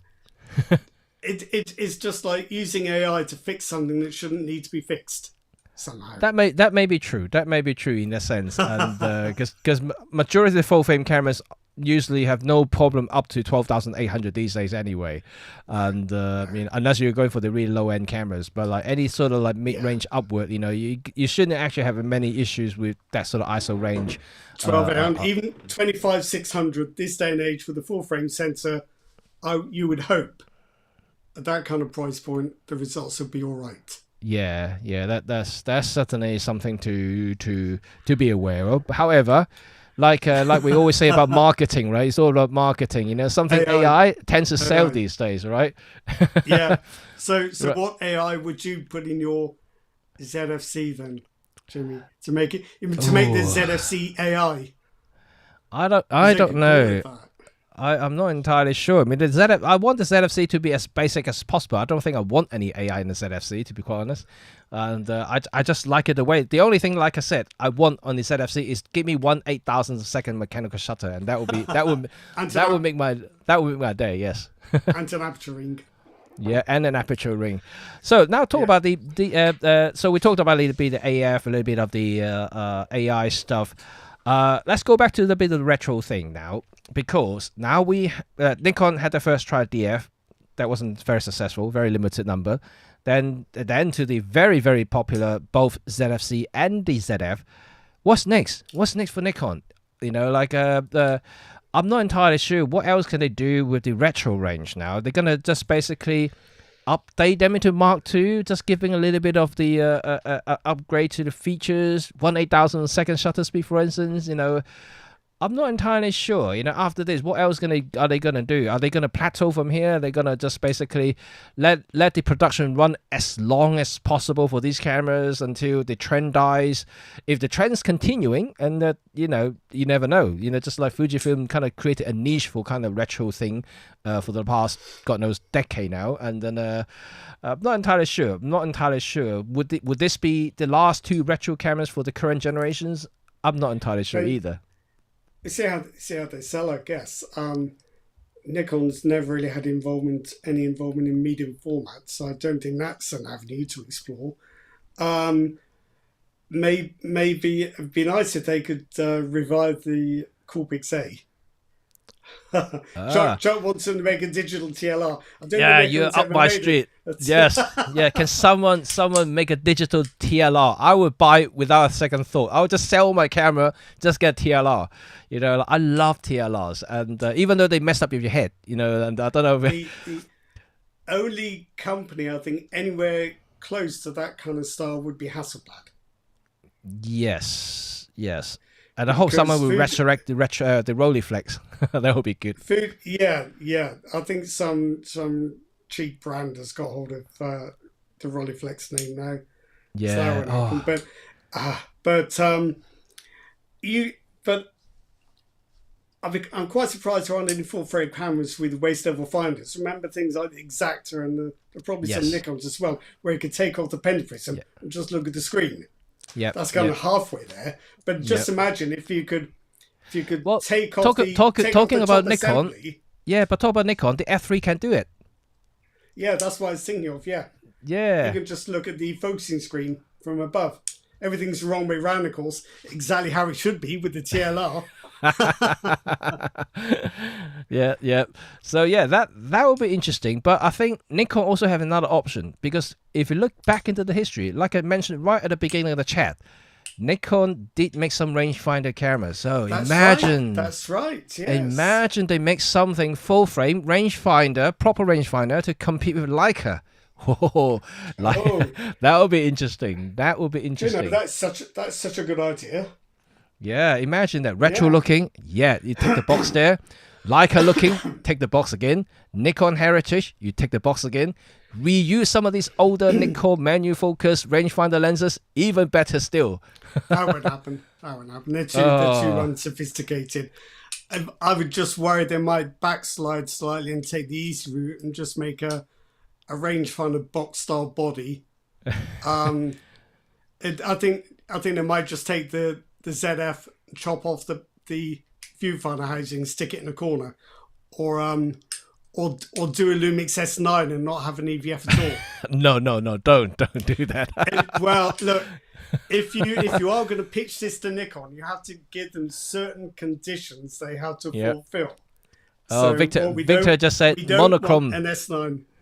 Victor just mentioned Wow. monochrome digital. Yeah, why not? That is a good point. It's a good Yep. point. Take off the color filter array, do Yep. it properly. Yeah, That and could work.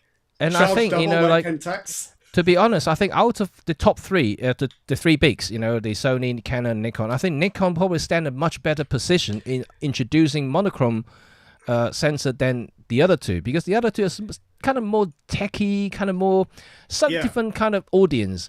But majority of Nikon users are photographers. They're not hybrid. They're not filmmakers. They're pure photography enthusiasts and professionals. So for that, I think a monochrome Nikon would definitely make more sense than Canon or Sony. And it's just like Leica, Leica and Pentax. They both have monochromes. I can't see Canon doing it at all. No. Same as retro. I don't think Canon's going to resurrect AE1 for the... They just don't have that kind of mindset.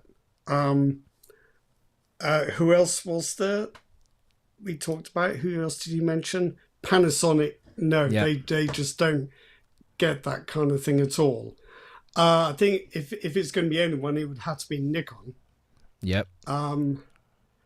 Interesting. I just got a horrible feeling they'd cop out and do like a kind of Yeah. pseudo retro Lumix S9 style thing. Oh, my Be God. it, do you know? I think I'm horrified to say. I think it's most likely possibility there would be a Z, not ZFC. What would be the ZFU? I don't know, but it'd be like the ZFC, a ZFC without the EVF. Well, I mean, I really, really would like to see. Now we'll talk about it. That to make a rangefinder style retro looking Nikon, that would be really cool. And like I said, maybe even a monochrome version of any of these retro looking cameras is as a niche, but as a good niche, because it's these kind of thing that will appeal to the pure-hearted photographers and who like to shoot black and white, for instance. I think as well it'd go absolutely nuts on the internet, which is how you sell cameras these days. I mean, like when the first Leica monochrome came out, people were going up and down, jumping up and down. Wow, it's a monochrome sensor. It's so cool. You can use color filters on these things. I know. Yeah, it's amazing. I had a friend at college who would never watch a black and white film. Oh, they're what's the point? There's no color. cool. The world is in color. The world's in color. I'm not watching black and white film. No, they're totally missing the point. I love black and white. I love black and white. If it wasn't because of the Leica monochrome is so bloody expensive, I might have got one already. And then it's a beautiful camera. I just love digital. It's something about dedicated monochrome sensor than a converted a monochrome images from a color sensor. It's because you're not going through that color filter array, which it restricts the sensitivity of your photosite. So with a regular sensor, only one photosite in 4 is sensitive to red, only 1 in 4 is sensitive to blue, 2 out of 4 is sensitive to green. So you're always battling against a kind of reduced resolution bodge. Yeah. Whereas really a true monochrome sensor, you don't get any of that. No. Every photosite is equally sensitive to light. So that's the appeal there. And also, I think I don't know if you notice, the gradation of highlight to shadow is very smooth in a monochrome sensor compared to color converted black and white images. I haven't used them enough, but I'm gonna take your word for it. What I am aware of is that when you do a color to mono conversion, if you mess about too much with the RGB channel mixing, you do start to get some very nasty artifacts and noise and banding. So that if, for example, you've got a blue sky, Yep. only 1 in 4 of the photo sites on the sensor is sensitive to blue. If you start messing with that too much, it will start to break up. So that's where your gradation is going, I think. Yeah, I mean, absolutely. Especially if you have different colors in the sky. Let's say a golden hours. If you got the sky have orange, kind of purple, magenta, kind of all these different colors there. If you're trying to push the channel too much and convert to black and white, you will start to see blocks. But in the monochrome sensor, you won't see it. Everything's nice and buttery smooth and everything, because it's only capturing the luminous values of every single kind of pixels. So it's very, very different. Yeah, exactly. And that's why I like it. Yes. Come on, Nikon. Or if you don't like a monochrome, just get a phase 1. Or Pixie. That's not a monochrome sensor, though, is it? Yeah, it's a monochrome. No, it's got to have a color filter array. Or Pentax. Get a Pentax. Yeah, I have to whisper this. I would, if I liked the lenses a bit more. but most of them, or too many of them, are just noisy old antiques. I mean, like, if Pentax has a mirrorless solution, that means you can adapt other lenses to it, and that's a different story. But unfortunately, they're not. One of the first to make one. Remember the Pentax K? Oh, the K01? Yeah. It looked like a DSLR, except it didn't have an EVF. That was strange. But yeah, that's true. Right, okay, enough. But if Pentax did a K1 Mark II monochrome, then I'd be interested. The full frame, that will be. Yeah, because there aren't so many lenses, but they're quite good ones. Yeah. So now we gone past all this retro stuff. Maybe last and final point before we wrap up today's chat is the future of Nikon. And the only reason I mentioned it is because of the recent acquisition of RED cameras. And it's an interesting move, but it's not a surprise move, given the fact that they need to somehow get into the video market nice and quick. And because both Sony and Canon have a very well-established user base professionally in their respective areas. Broadcasting, Canon is already in the big scenes there, and for many, many years. And the cine lines have always been popular. They've been certified for Netflix production. Some of the Hollywood movies also use their cine line. And Sony is also doing well with independent filmmakers and everything. So they are quite established. But Nikon, on the other hand, like I said already, they are definitely very popular among photographers, but not so much in the video world. Filmmakers, video guys, vloggers, they're not really looking into Nikon cameras, even though they are relatively capable. Aren't these technologies, though, on 2 completely different scales? Isn't it a bit like a hatchback maker buying a truck division? And how soon can we expect some of that truck technology to come into the cars? They're dissimilar products. I can't see the crossover at all. No. Well, the 2 things I'm looking at it, obviously we're not looking at complete integrations between the 2. I'm not thinking even RED is going to change into a Nikon branding. But obviously we can see that Nikon RED cameras will start using Z-mount lenses, for instance, or they're going to use some of the in-house experts from RED to start looking into some of the capabilities and features developments within Nikon cameras. I've got it, Jimmy. It's not quite the same level as your Nikon rangefinder right here, but what if Nikon did a pocket cinema RED, like Blackmagic does with its pocket cinema cameras? That will be cool. Something you could pick up and carry. Limitations compared to a mirrorless camera, obviously. You probably wouldn't get IBIS, probably wouldn't get fancy AF. But imagine a RED in like a pocket cinema style camera that took Nikon Z lenses. Yeah, that would be interesting. They're going to call it the Z.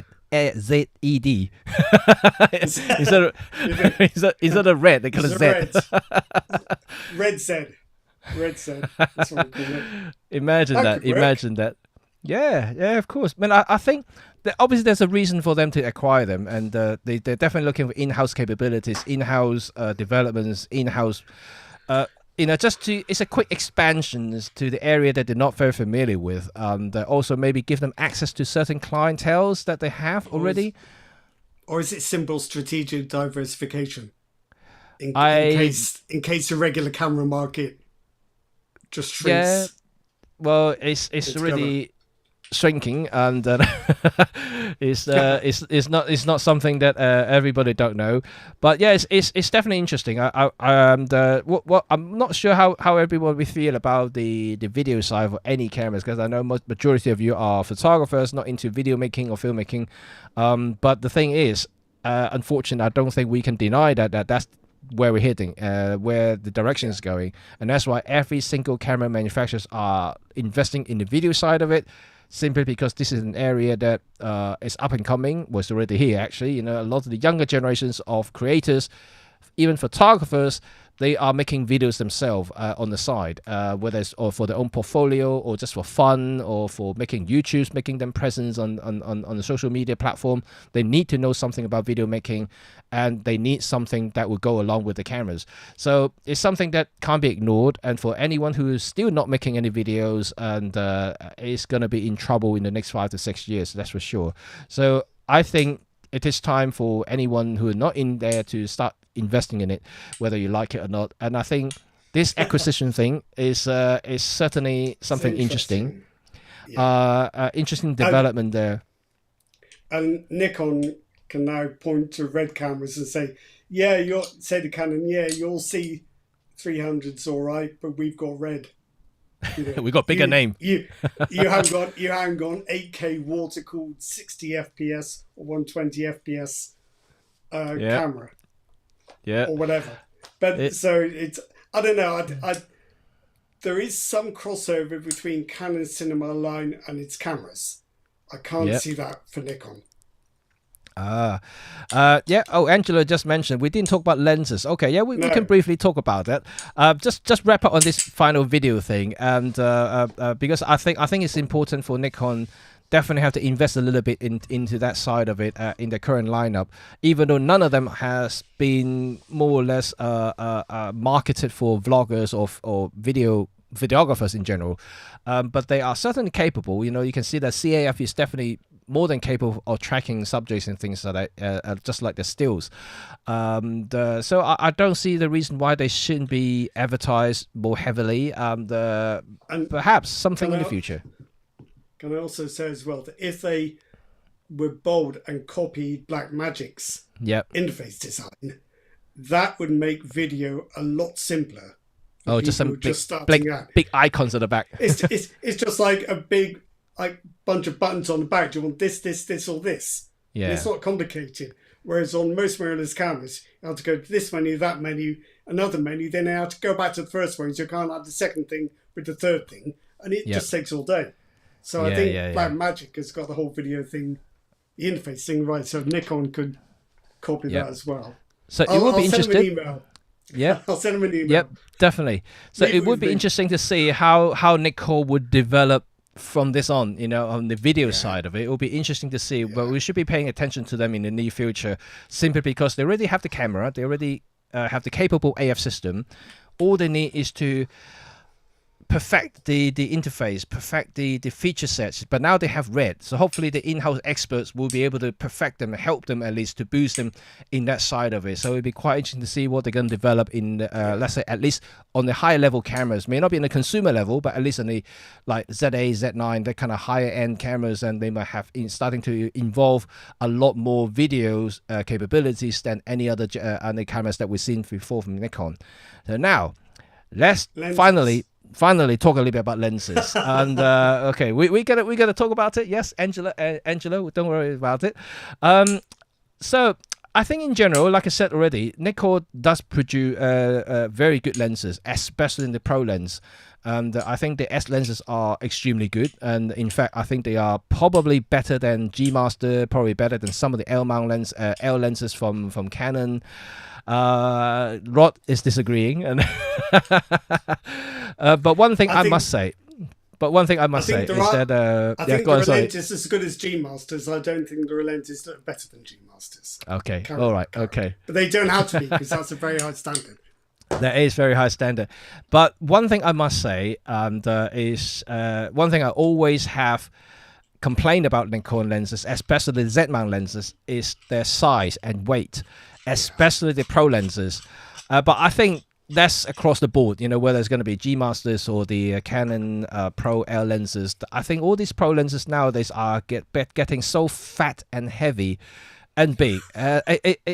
It's to me anyway, as a photographer, as a pro who shoot every day, it's unbearable. Like if you ask me to hold one of the lenses that weight 2 times the weight of the camera itself, it's not right. I don't like to hold that sort of big massive things around and just to shoot. I shoot 4 or 5 hours a day minimum, and that sort of weight would definitely cause a burden on my shoulder and my arm and my wrists, and I just don't like that kind of thing. Instead, I actually opt for the slower, smaller lenses like the 1.8 primes instead of the 1.4, 1.2 lenses. It's just ridiculously big now. I'm not even talking about the cost, because they're expensive. The zooms seem just as big as they ever were in DSLR days. So where exactly has this got us? Some of Nikon's f1 1.8 primes, I'm not quite sure why they are quite as big as they are, but there we are. Canon has some smaller f1.8 primes. I'm not sure they're quite as good, but Canon has. So I just think it's like the early promise of mirrorless has been lost a bit. When the Nikon Z system first came out, you had the 24 to 70 f4 and the 14 to 30 f4. Brilliant compact lenses that balance beautifully on those cameras. But after that, Nikon seemed to think, we've got to do the same as everybody else. Massive constant aperture f2.8 zooms, no expense spared. Doesn't matter how big they are, they just have to be as good as everyone else's. And that means they're as big, if not bigger, which is very disappointing. It's strange that they are still making huge lenses like that, and that's beyond me. On the other hand, I have to give some credit to Canon's developments in their lenses. Some of the lenses I know they're collapsible, but still they are much smaller in form factor, and when it's fully shrunk, like the 70 to 200 2.8 lens, that is shorter than the DSLR version by quite a significant margin. Same can't be said with the Nikon 70 to 200 VR S line, and that thing is huge. Like if you put a lens hood on it, it just basically you need a long backpack to pack that thing in. It's just so huge. So Angela makes a point about all the 1.8 primes being larger than Sony, Canon, Panasonic. Yeah, they are. I'm not sure I'd buy the Sony 1.8 prime, so I think I'll just go straight for the G Masters. The Canon primes, yes, I think they are smaller than Nikon's. The Panasonic primes, they're quite nice. They're all the same size. They're not very expensive. Pretty boring, but they are very, very good for the money, and they handle well. So I do think Nikon's primes have been a bit of a disappointment. Optically fabulous, but just the size and the ambition just seem a bit wrong. They should have been 1.4s. If they're going to be that big, they should have been 1.4s. I wouldn't disagree a single bit. I think Nikon definitely makes some weird decisions there when it comes to launching these 1.8 primes. They are as big as 1.4s to start with, and they're not cheap. I think all the 1.8 are relatively expensive. They're like £400, £600. Traditionally 1.8 are like £200-300. Traditionally all the 1.8 are £250, £300, £350. But now they're double the prices. Not so much these days. If you full frame mirrorless, you're looking really in 600, 800 quid territory for f1.8 primes, with a couple of exceptions. Canon's are the cheaper ones.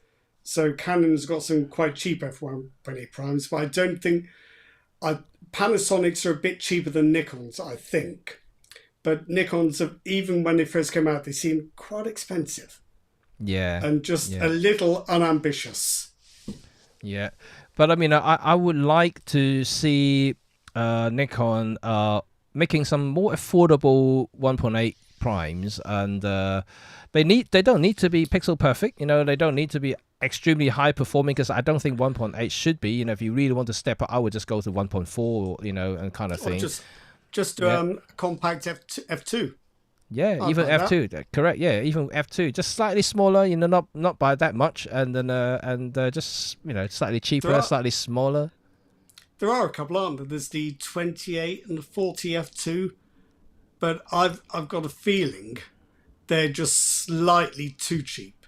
I mean, no, you don't want to pay any more money, but they don't have the kind of classy look and feel. Yeah, that you might be hoping for. Yeah. But anyway, I think that Nikon should continue to develop the lenses, bring back aperturing. That's another thing, and then yeah, I mean, I don't mind paying a little bit extra for a little bit extra features, But let's say keep the 1.8 primes that they are at the moment. Just add the aperturing. I wouldn't mind paying £600 for it, and considering the performance and things like that.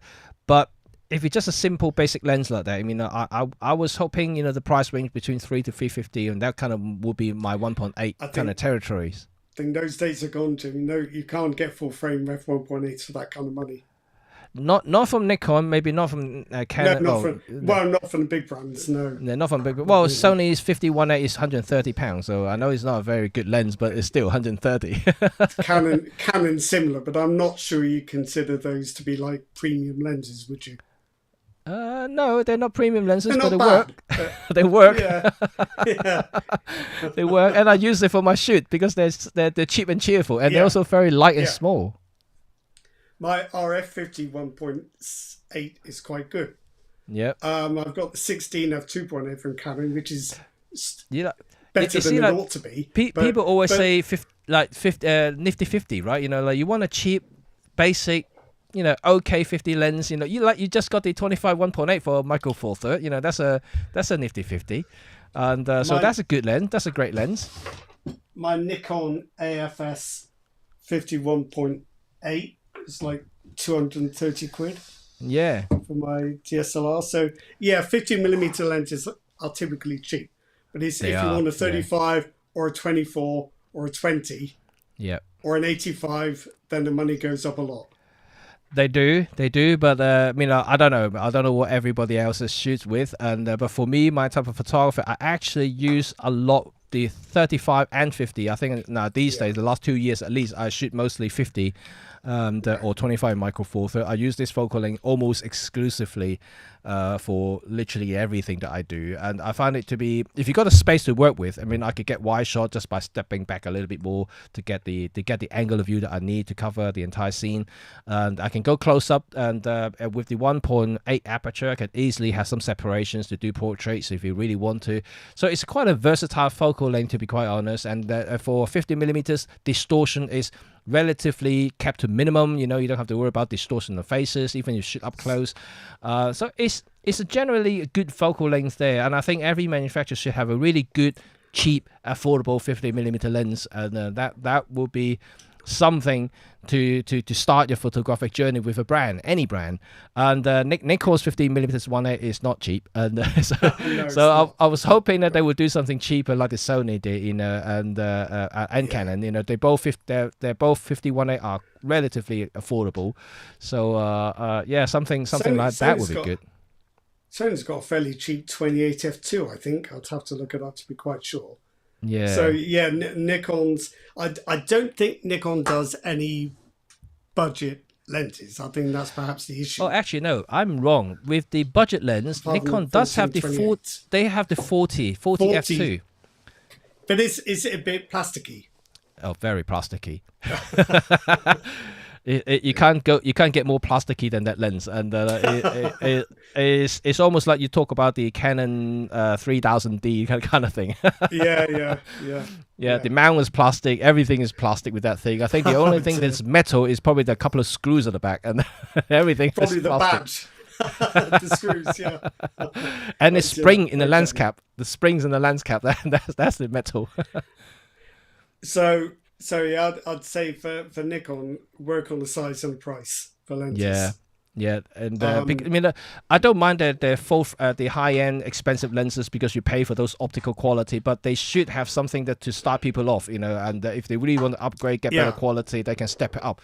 But at least to enter the door, like you should have some slightly more affordable than what they currently have at the moment. And but like what Chuck actually said, third-party lenses have amazing values now, like Sigma, China's Viltrox, 7 Artisan. They all produce third-party Nikon and Sony lenses now, and they're pretty good quality. A lot of them are genuinely recommending some of these lenses that I've tested before. Some may not be too good, but a lot of them are quite decent for the price. And just like the one that I have here is quite a heavy beast, to be honest, but is very good, very, very good value for money. And for you, Rod, this is an ultra wide, so like you kind of like this sort of focal length. This is a 16mm f1.8, so it's a very wide full frame lens, and very well built, fully weather sealed. This is 16 1.8. It's going for like 500 quid, I think, 500 600 quid. A Nikon version will probably cost you 1,200 minimum, for this sort of focal length and the aperture size. And be bigger. Yep, and be bigger. Yeah. So yeah, I think if you don't mind going for third party, there are definitely a lot more options out there. Like Sigma is definitely quite high performing these days, and they're selling definitely cheaper than the main brands. And they usually have some unusual kind of zoom range and unusual focal length as well. They're not the usual like 24, 28, 35, 50. They always kind of have a little bit of odd numbers there. The same with the zoom. They don't go for 24-70. They have like, I don't know, 24 to 80 or something like that. It's 28 to 75, I think. Yeah, something slightly different. It's the Nikon one. Yeah, but. Yeah, I just think I think the lens range is improving. Angela makes a point about Tamron lenses. That's quite true. Tamron does make some quite good lenses these days. Yeah, they are. So I don't blame Nikon for putting Nikon Z on them. But yeah, I've just been disappointed by the size of the lenses, probably more than the cost. Yep, same here. Same here. So good, right? Okay, I guess that's conclude our today's Nikon chat. I know we haven't covered everything as much as we like to, but we can, as you know, that we both between Rod and I and you guys, we probably can chat all day about cameras and stuff like that. We can go very nerdy about everything, but of course time is limited for everyone, and we will have to call an end for today. And thank you very much for joining us. And if you have any other comments regarding Nikon or anything about photography and cameras and lenses and things like that, please do remember to drop a comment after today's videos ended. And as always, you can always stream back to all our previous conversations with different brands that we have from the playlist that we have here. You can also listen to it if you don't want to see our faces. You can also listen to everything that we said in podcast form through the YouTube Music app.